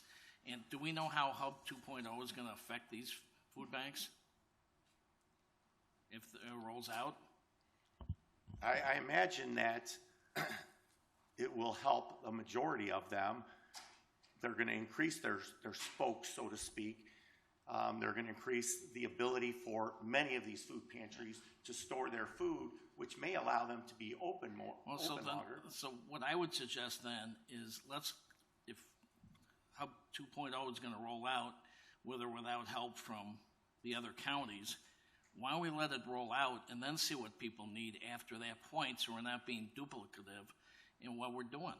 We're giving out $12 million over 5 years. Now another 2.5, and now we gave $400,000 out last year in just grants. And I was with Mary Ozai. We were tied for second in handing out the most to food pantries. And now we're going to get on top of that another $2 million. And I've been writing you and Mary since September of last year, saying every time I ask about how much more do we need, the answer seems to be more. And that's what this seems to be again. We're doing $2.5 million possibly over the next year. Let's see how it goes. Let's see who needs what they need after it rolls out. But I certainly don't want to give some grant of $500,000 to somebody, and then Hub 2.0 rolls out and satisfies that need, and then we've already given out the grant. I don't understand what the rush to do this is. And I know you're looking for consensus. I'm not going to give it today because I don't think we should be doing this now. But the consensus that we gave for the 2.5 back after I started writing you guys came out, and what threw me and Mr. Zay when we started talking about it again was when we got the notice from Loaves and Fishes that 60% was benefiting other counties. And so I hope at some point the chair or staff, or I will continue to do it, but gets these other counties to specifically take a vote or do something, send us a letter that they're not going to participate before we're all in for the $2.5 million, because I think this is a regional problem, and I think we've thrown a lot of money at it. We're willing to give a lot more because Loaves and Fishes seems to really know what they're doing, but to throw another $2 million on it just to see what's what's needed now when we haven't given them a chance to roll out and we haven't given the other counties a chance to specifically say yes or no, I think it's just too much too quick. So I'm not giving consensus to that. Thank you. Just a quick response. You know, you're right. We've given $12.5 million, and that's so commendable, and you know, it should make us all feel good for doing that. The sad part is food insecurity is increased regardless of what we've given. So, thank you. Okay, so Member Honig. Thank you, Chair Conroy. I just kind of want to circle back to, I think what Chair Conroy said is that it is our job as county board members to have a pulse on our communities that we represent. So whether that means going to the People's Resource Center and connecting with staff there, or going to Yorkfield Food Pantry, York Food Pantry, there's, needless to say, a lot of really good volunteers that have, also a pulse on the community. So reaching out and speaking with them and understanding their day-to-day operations. I get phone calls from plenty of volunteers that work at York Food Pantry that, talk about their day-to-days and what it looks like, and, kind of collaborating as this moves forward, and as, super awesome. The challenge grant is going to be a great opportunity. I think, like you said, as a transformative project for the whole of DuPage. And I think that the need is urgent when we talk about the $12.5 million we've given. I think that, like you said, the cost of living is going up, inflation, talk about just the need is so urgent. And so I support this. I think this is a great initiative. I appreciate Mary and Member Schwarze's initiative on this, and Chair Conroy. And, as we go forward, I think we need to keep in mind that all this is going, like you said, is going to benefit when we're far gone, for years to come. And I don't think we should sit on our hands at this most urgent moment in time, and we're being proactive in that, and is shown very clear. So thank you. Thank you, Chair Conroy. Okay, Member Evans. Thank you, Madam Chair. I just wanted to kind of build on Member Dessart's point with the size of these smaller food pantries.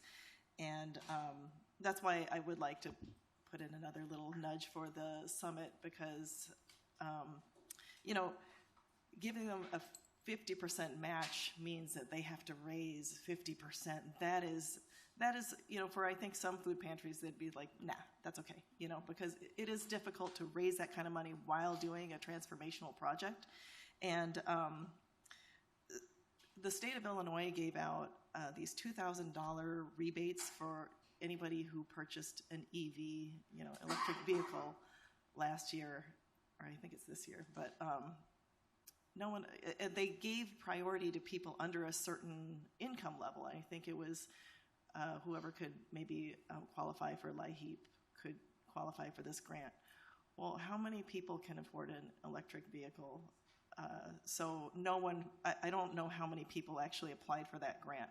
So I don't want to see this challenge grant have no takers, So that's why I kind of think that maybe we should tweak it just to make sure that if we're going to give out this money under the challenge grant, that it's feasible for the smaller food pantries. And if not, maybe we can find something else to do with it. I don't want it to go to not go to food insecurity, but it might be something that has to take another form. Thank you. And like I said, sorry, Chair. Like I said, if we want to, I'm just saying we can decide how or whatever we want, but if we want to add another $1 million to for the small pantries to do infrastructure, we have that opportunity. There's extra money there, whether it's part of this program or a separate program. I think that's the decision. But again, we've already spent. Take a look at this sheet, and you'll see some of the pantries we're talking about now have received a lot of money already. I'm not opposed to continuing that, but some of the smaller pantries have gotten a lot of money. So. Okay. So Member Yu is the last one. So sorry. Thank you, Madam Chair. So I don't want to be redundant, and I don't want to really repeat myself, but I did say this in Human Services Committee, and I know some of the members were not here at the Human Services Committee, that If Loaves and Fishes is an evidence-based model, then that's something, and it works, then it should be duplicated. And if the issue is that on the west side of DuPage, we've got Loaves and Fishes, then this challenge grant is really to incentivize the food pantries to start getting that hub and spoke model on the east side of DuPage, which I am all for. And as a social worker, when I see the amount of money that's been given in small grants or large grants or whatever it is, these are all micro needs, right? Now we got to look at the bigger picture of macro needs. And if this means that this provides greater infrastructure, a bigger warehouse or whatever it is, then that is exciting. And that will potentially solve the issue of constantly needing these micro things. If we're giving like a huge vision and we are able to get food pantries to latch onto this vision, I would actually suggest that we extend the date from 2027 to maybe 2028, because you were saying that Loaves and Fishes, it took them even 3 years to get to this point, right? So it may take food pantries on the east side of DuPage a little bit longer, and I think that would be all right too. But I think this is exciting. There's nothing wrong with incentivizing nonprofit organizations to do more, to think bigger, and this is what it does. So I'm all for this. Thank you. Okay. Can I say one thing? Yeah, closing. This is a good closing. And I said this at our Human Services meeting. If none of us set foot in this room again, this is a wonderful, wonderful thing. You guys, if you guys, when this shows up on our agenda and this gets passed, you guys, I mean, this is something you can hang your hat on for the rest of your lives, that you did this, and it's a wonderful, wonderful thing for the residents of DuPage County. So thank you.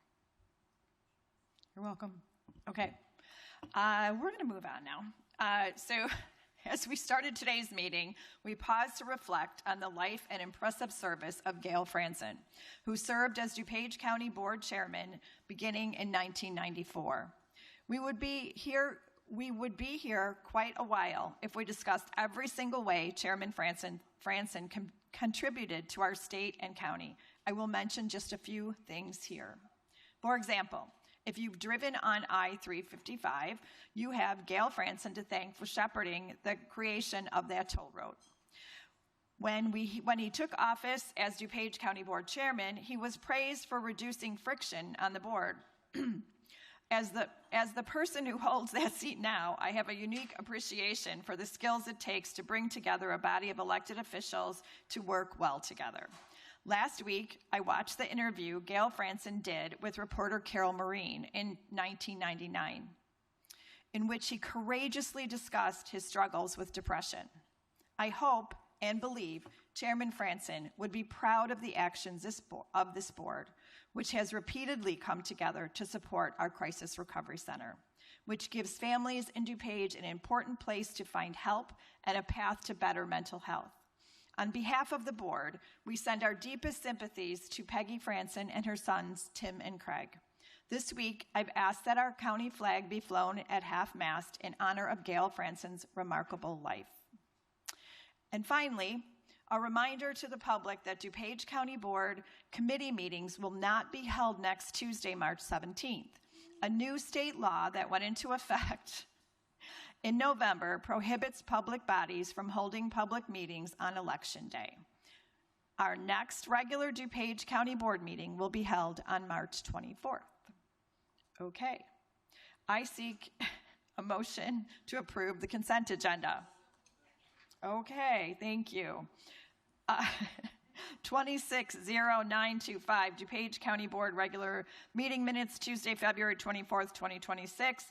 260799, 2/20/2026, auto debit pay list. 260809, 2/20/26 pay list. 260825, 2/24/2026 pay list. 260861, 2/27/2026 pay list. 260906, 3/3/2026 pay list. 260899, change orders to various contracts as specified in the attached packet.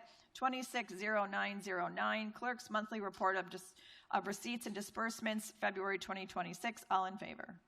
Thank you. Okay, on to County Board and Vice Chair Childress. Thank you, Madam Chair.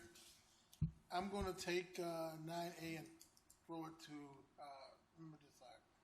Thank you, Vice Chair Childress. I move to approve CBR 0014-26, the reappointment of Michael L. Childress to the Board of Directors of the DuPage County Historical Museum Foundation. He is a vital member of that organization, and I move to keep him on. Okay, it's been moved and seconded. Any discussion? Never mind. Roll call, please.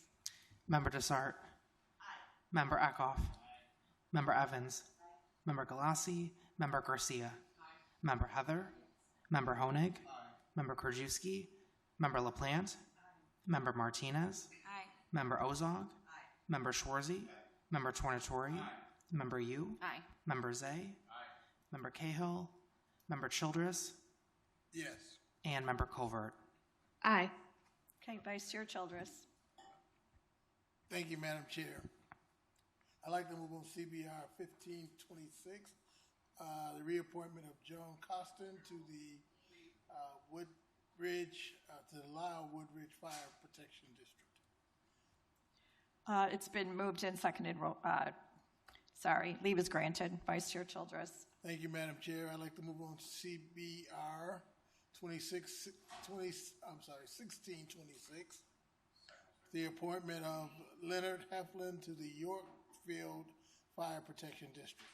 Okay, leave is granted. Vice Chair Childress. Thank you, Madam Chair. I'd like to move on CBR 1726, the reappointment of Perry Johnson to the West Chicago Fire Protection District. Leave is granted. Vice Chair Childress. Thank you, Madam Chair.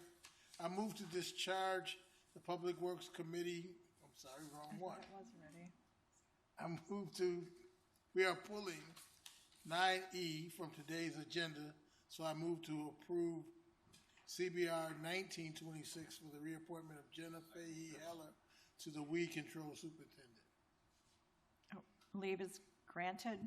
Vice Chair Childress. Thank you, Madam Chair. That's it. Okay, thank you, Vice Chair Childress. Move on to Finance and Member Garcia. Thank you, Chair Conroy. Make a motion to approve FIR 004826, acceptance of an extension of time for the DuPage Care Center Foundation Music Therapy Grant, Program Year 25. This is to extend the grant through February 28th, 2026 for the DuPage Care Center. Okay, it's been moved and seconded. Roll call, please. Member Garcia. Aye. Member Heather. Yes. Member Honig. Yes. Member Krajewski. Member LaPlante. Yes. Member Martinez. Yes. Member Ozog. Yes. Member Schwarzy. Yes. Member Tornatori. Aye. Member Yu. Aye. Member Zay.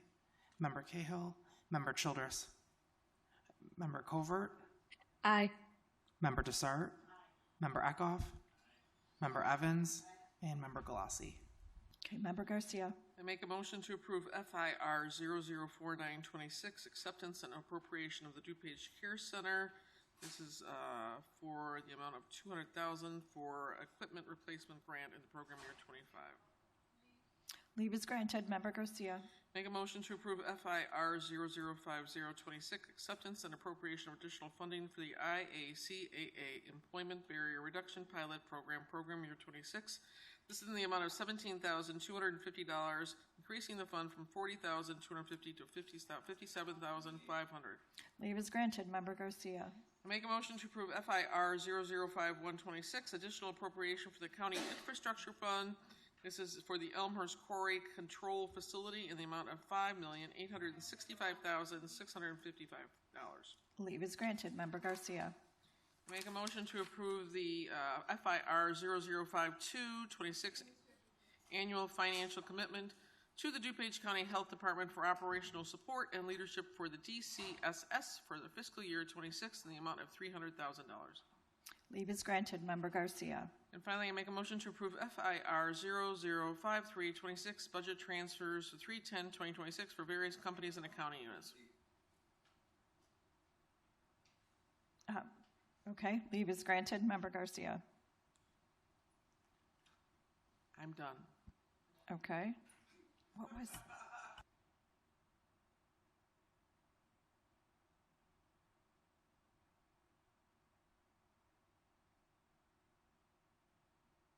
Animal Services and Member Krajewski. Okay. It says there's no report. Okay, development and member Tonatori. Okay, economic development, member you. Thank you, Madam Chair, but I have no report. Okay, environmental and member Heather. Thank you, Madam Chair. I'm sorry to say I do have some report. We were on a roll. Yes. During our last environmental committee meeting, we had Kat Gertis from Kane DuPage Soil and Water Conservation District come and give a presentation. I highly encourage everyone to go and watch that meeting. Very informational. Lots of good things to learn about that. Since the beginning of the year, SCARES has done 24 recycling programs so far, in which 768 residents have participated. And they have run 10 programs at Still Middle School, which happens to be in District 5, with 4 of their teachers with, 2 full days of program.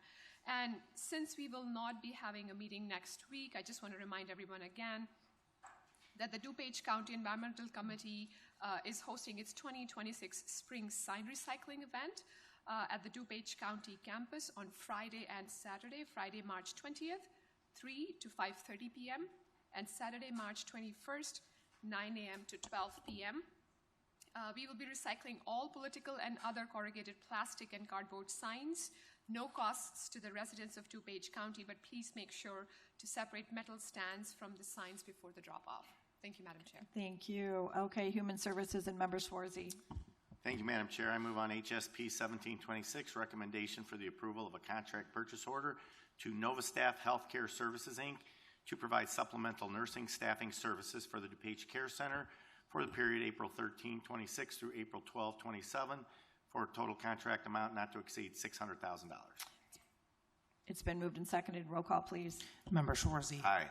Member Tornatori. Member Yu. Member Zay. Member Cahill. Member Childress. Member Covert. Aye. Member Desart. Member Eckhoff. Member Evans. Member Galassi. Member Garcia. Member Heather.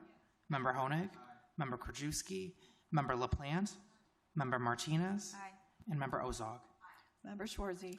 Thank you. I move on HSP 1826, recommendation for the approval of a contract purchase order to RCM Technologies, Inc., to provide supplemental nursing staffing services for the DuPage Care Center for the period April 13, 26 through April 12, 27, for a total contract amount not to exceed $115,000.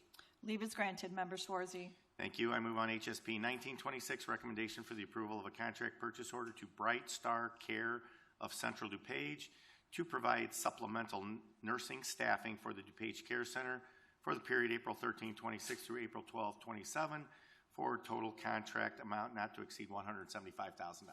Leave is granted. Thank you, Member Schwarzy. Judicial and Public Safety and Member Evans.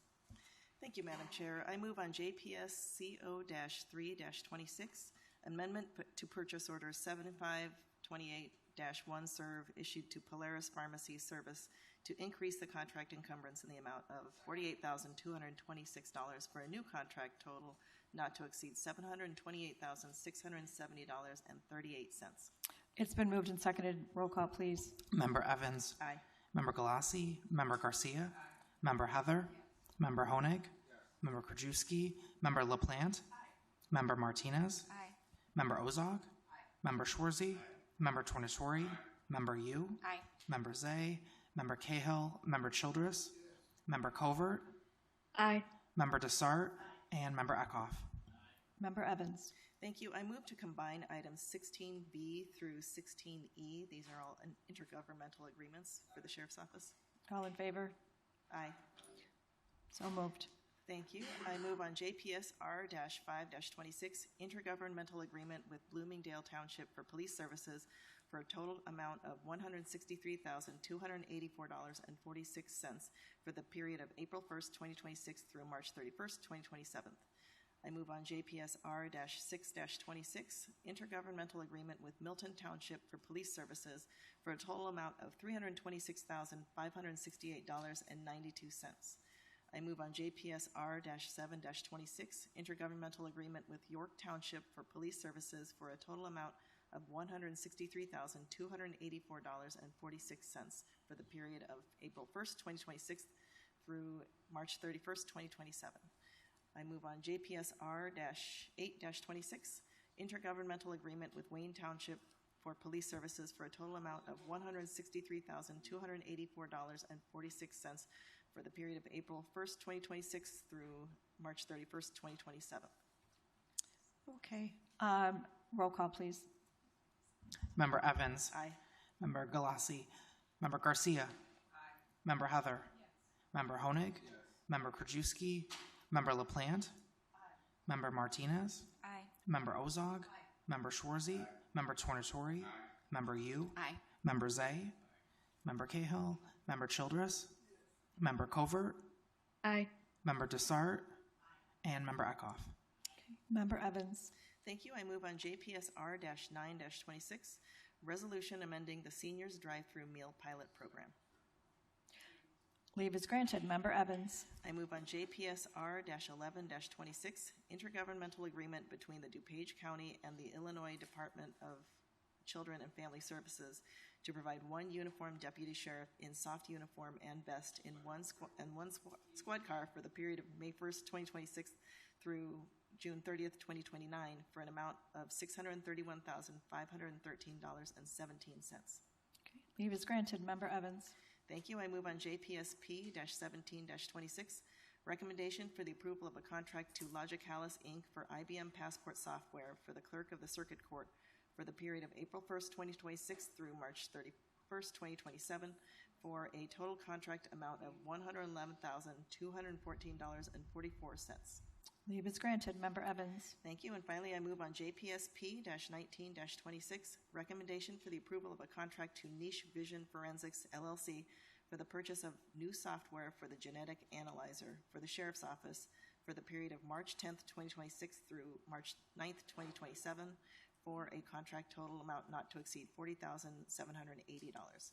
Okay. Leave is granted. Thank you, Member Evans. Legislative and Member Desart. No report at this time, Madam Chair. Okay. Public Works and Vice Chair Childress. Thank you, Madam Chair. I'd like to move on PWP 926 on the recommendation for the approval of a contract to Univar Solutions USA, Inc. for sodium bisulfite on an as-needed basis for the Woodridge, Green Valley, and the Knollwood Waste Treatment Plant for Public Works for a period of April 1, 2026 to March 31, 2027 for a total contract amount not to exceed $45,000. It's been moved and seconded. Roll call, please. Member Childress. Yes. Member Covert. Aye. Member Desart. Member Eckhoff. Member Evans. Member Galassi. Member Garcia. Member Heather. Member Honig. Member Krajewski. Member LaPlante. Member Martinez. Aye. Member Ozog. Member Schwarzy. Member Tornatori. Member Yu. Aye. Member Zay. And Member Cahill. Okay. Vice Chair Childress. Thank you, Madam Chair. I'd like to move on PWP 1026 on the recommendation for the approval of a contract to Hoare Construction for 31 manhole rehabilitations across DuPage County for Public Works for a period of March 10, 2026 to November 30, 2026 for a total contract amount not to exceed $118,726.66. Okay. Leave is granted. Vice Chair Childress. Thank you, Madam Chair. I'd like to move on FMP 626 on the recommendation for the approval of a contract to Builder Chicago Corporation for preventive maintenance and repair services for automatic and manual doors for threshold closers for facilities management for a period of April 10, 2026 through April 9, 2028 for a total contract amount not to exceed $133,966. Okay. Leave is granted. Vice Chair Childress. Thank you, Madam Chair. I'd like to move on FMR 126 on the amendment to Resolution FMP 626, the issue to Chicago Builders Corporation to provide preventive maintenance and repair services for automatic manual doors with threshold closers as needed for the county facilities for facilities management, increasing the total amount by 2%.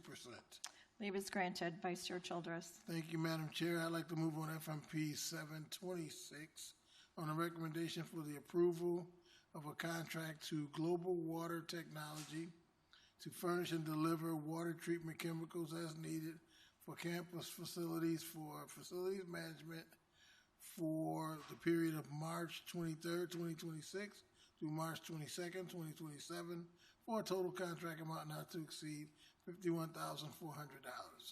Okay. Leave is granted. Vice Chair Childress. Thank you, Madam Chair. I'd like to move on FMP 826 on a recommendation for the approval of a contract to Red Wing Brand of America to furnish safety shoes, work boots as needed for the Facilities Management, Public Works, Stormwater Care Center, and the Division of Transportation for a period of March 10, 2026 through March 9, 2027 for a contract total not to exceed $46,100.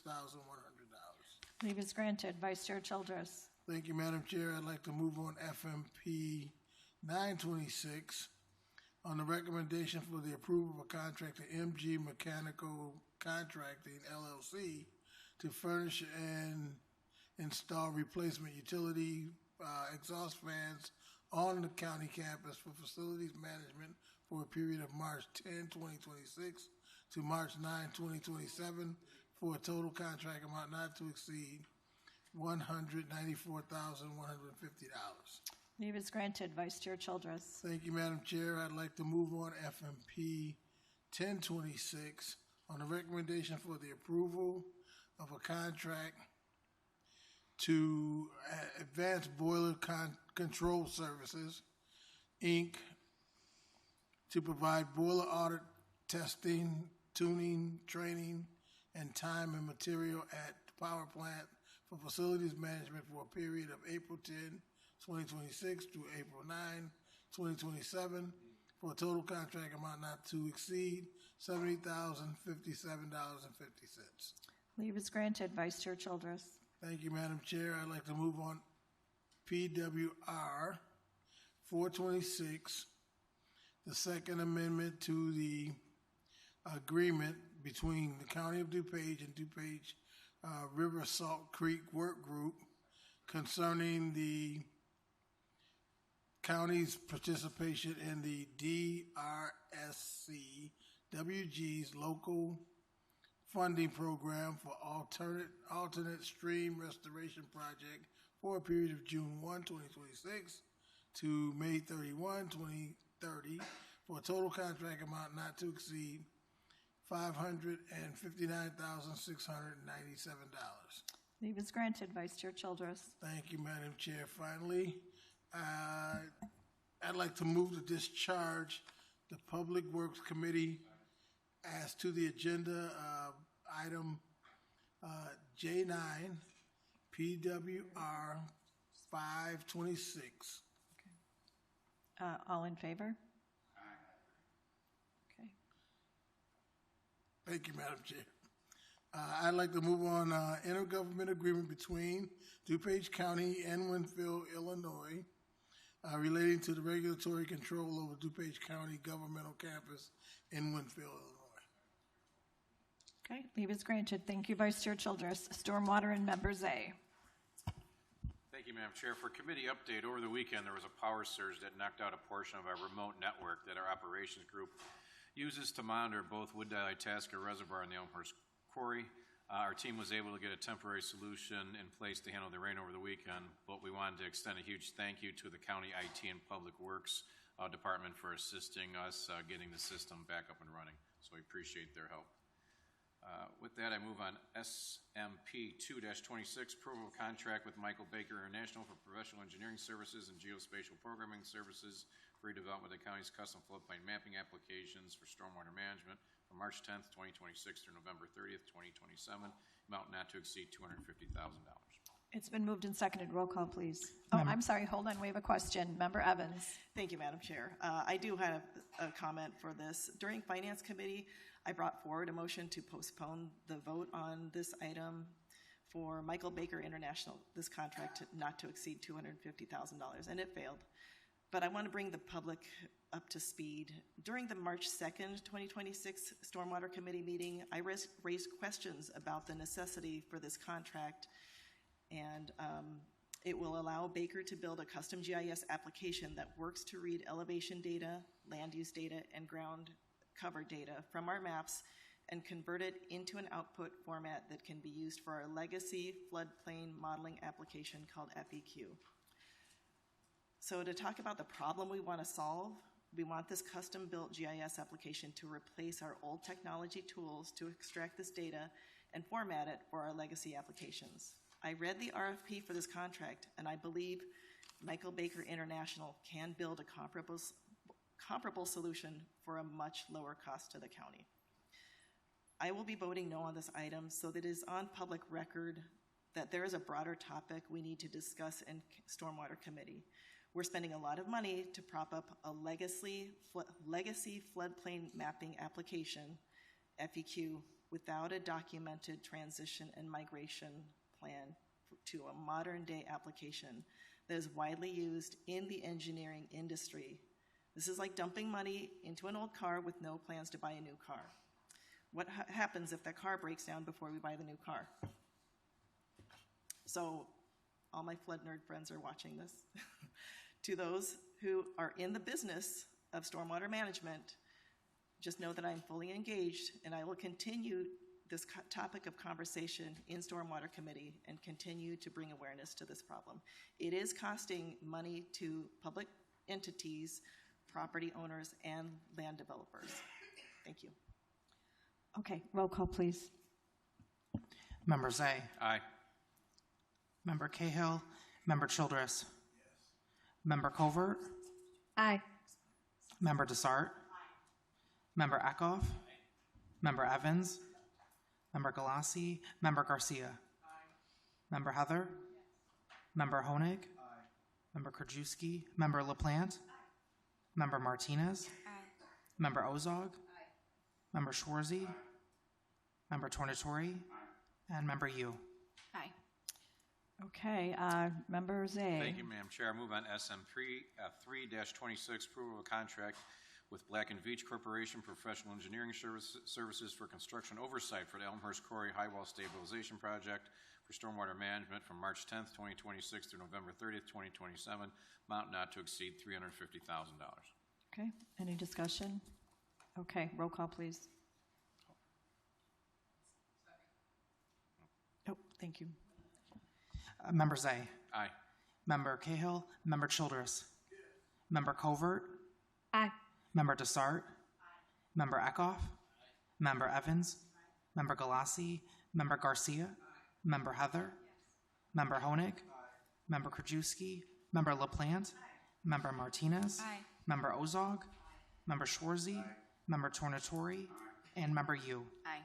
Okay, Member Zay. Thank you, Madam Chair. I move on SMP 4-26, approval of contract with Access Limited Construction for construction of the Elmhurst Quarry High Wall Stabilization Project for stormwater management from March 10th, 2026, November 30th, 2027, the amount not to exceed $5,775,654.88 per lowest responsible bid.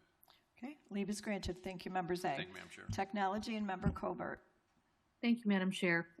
I'd like to move for approval on TE-P-4-26, recommendation for the approval of a contract to Insight Public Sector for the procurement of OCTA single sign-on and multi-factor authentication licensing for information technology for the period of April 30th, 2026 through April 29th, 2027 for a contract total amount of $99,961.91. Contract pursuant to the Intergovernmental Cooperation Act. This contract is subject to 2 optional 1-year renewals. Okay, it's been moved and seconded. Roll call, please. Member Covert. Aye. Member Desart. Member Eckhoff. Member Evans. Member Galassi. Member Garcia. Member Heather. Member Honig. Member Krajewski. Member LaPlante. Member Martinez. Member Ozog. Aye. Member Schwarzy. Member Tornatori. Member Yu. Aye. Member Zay. Member Cahill. And Member Childress. Okay, thank you, Member Covert. On to Transportation and Member Ozog. Thank you, Madam Chair. I move to combine items 21A through M. All in favor? Aye. Okay, let's go. Okay. Excuse me, Madam Chair. I move for approval of DTP 1326, recommendation for the approval of a contract to Vulcan Construction Materials, LLC, to provide coarse and fine aggregates on an as-needed basis for the Division of Transportation and Department of Public Works for a period April 1st, 2026 through March 31st, 2027 for a contract total not to exceed $70,000.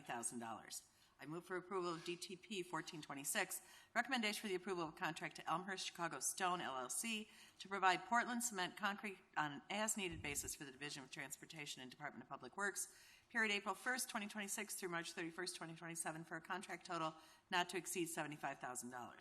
I move for approval of DTP 1526, recommendation for the approval of a contract to Superior Asphalt Materials, LLC, to provide UPM coal patch as needed on an as-needed basis for DuPage County for the Division of Transportation for the period April 1st, 2026 through March 31st, 2027 for a contract total not to exceed $65,000. I move for approval of DTP 1626, recommendation for the approval of a contract to Plote Construction to provide bituminous paving materials in the west region of DuPage County on an as-needed basis for the Division of Transportation for the period April 1st, 2026 through March 31st, 2027 for a contract total not to exceed $100,000. Excuse me. I move for approval of DTP 1726, recommendation for the approval of a contract to Duquesne Asphalt Company to provide bituminous paving materials in the central region of DuPage County on an as-needed basis for the Division of Transportation for the period April 1st, 2026 through March 31st, 2027 for a contract total not to exceed $120,000. I move for approval of DTP 1826, recommendation for the approval of a contract to K5 Construction Corporation to provide bituminous paving materials in the southeast region of DuPage County on an as-needed basis for the Division of Transportation and Department of Public Works for the period April 1st, 2026 through March 31st, 2027 for a contract total not to exceed $144,000. I move for approval of DTP 1926, recommendation for the approval of a contract to Sutton Ford Incorporated to furnish and deliver one Ford F550 4x4 Super Cab for the Division of Transportation for the period March 11th, 2026 through November 30th, 2027 for a contract total not to exceed $72,805. I move for approval of DTP 2026, recommendation for the approval of a contract to Sutton Ford to furnish and deliver one Ford F550 one-ton dump truck for the Division of Transportation for the period March 11, 2026 through November 30th, 2027 for a contract total not to exceed $111,311. I move for approval of DTP 2126, recommendation for the approval of a contract to Sutton Ford to furnish and deliver three Ford F350 crew cab trucks for the Division of Transportation for the period March 11, 2026 through November 30th, 2026 for a contract total not to exceed $185,488.35. I move for approval of DTP 2226, recommendation for the approval of a contract to Sutton Ford to furnish and deliver two Ford 4x4 F450 crew cabs for the Division of Transportation for the period March 11, 2026 through November 30th, 2027 for a contract total not to exceed $206,456. Move for approval of DTP 2326, recommendation for the approval of a contract to Sutton Ford to furnish and deliver two Ford 4x2 F450 crew trucks for the Division of Transportation for the period March 11, 2026 through November 30th, 2027 for a contract total not to exceed $264,420.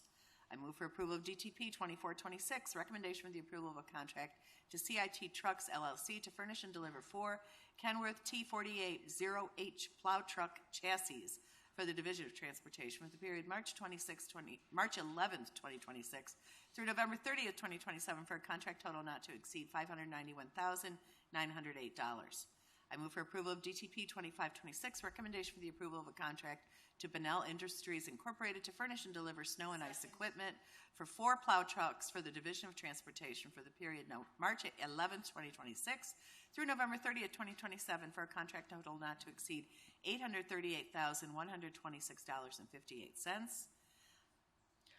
It's been moved and seconded. Are there any discussion? That was a lot. Okay, roll call, please. Member Ozog. Yes. Member Please. Schwarzy. Member Tornatori.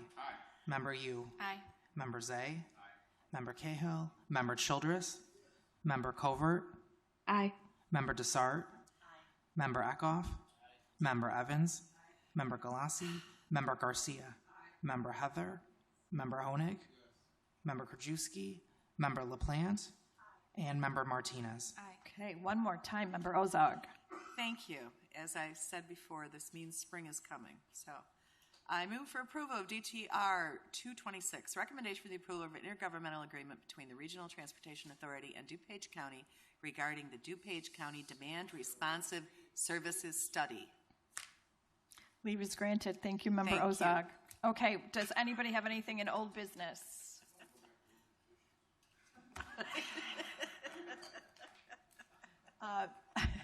Member Covert. Thanks. I'm going to be really quick. I just wanted to thank you, Member Schwarzy, for his presentation, all his hard work and leadership on this food insecurity issue. I understand it's a huge undertaking, so I just wanted to say thank you, Member Schwarzy, for making it all happen. 20 Good bucks job. in the mail. Okay, anybody else in old business? Madam Member Chair, Eckhoff? I was serious during their presentation. I would ask that the chair and staff contact Kane, Will, and Kendall County and ask them for assistance with Loaves and Fish's $2.5 million request, and hopefully they'll either put it on the board or have a presentation, but make a decision one way or the other whether or not they're going to help. Thank you. Okay, noted. Anybody else? Okay, anybody in new business? Okay. I'm informed we do not have anything before us that requires us to go into executive session. I'll take a motion to adjourn the meeting. Okay, all in favor? This meeting is adjourned till Tuesday, March 24th, 2026 at 10 a.m.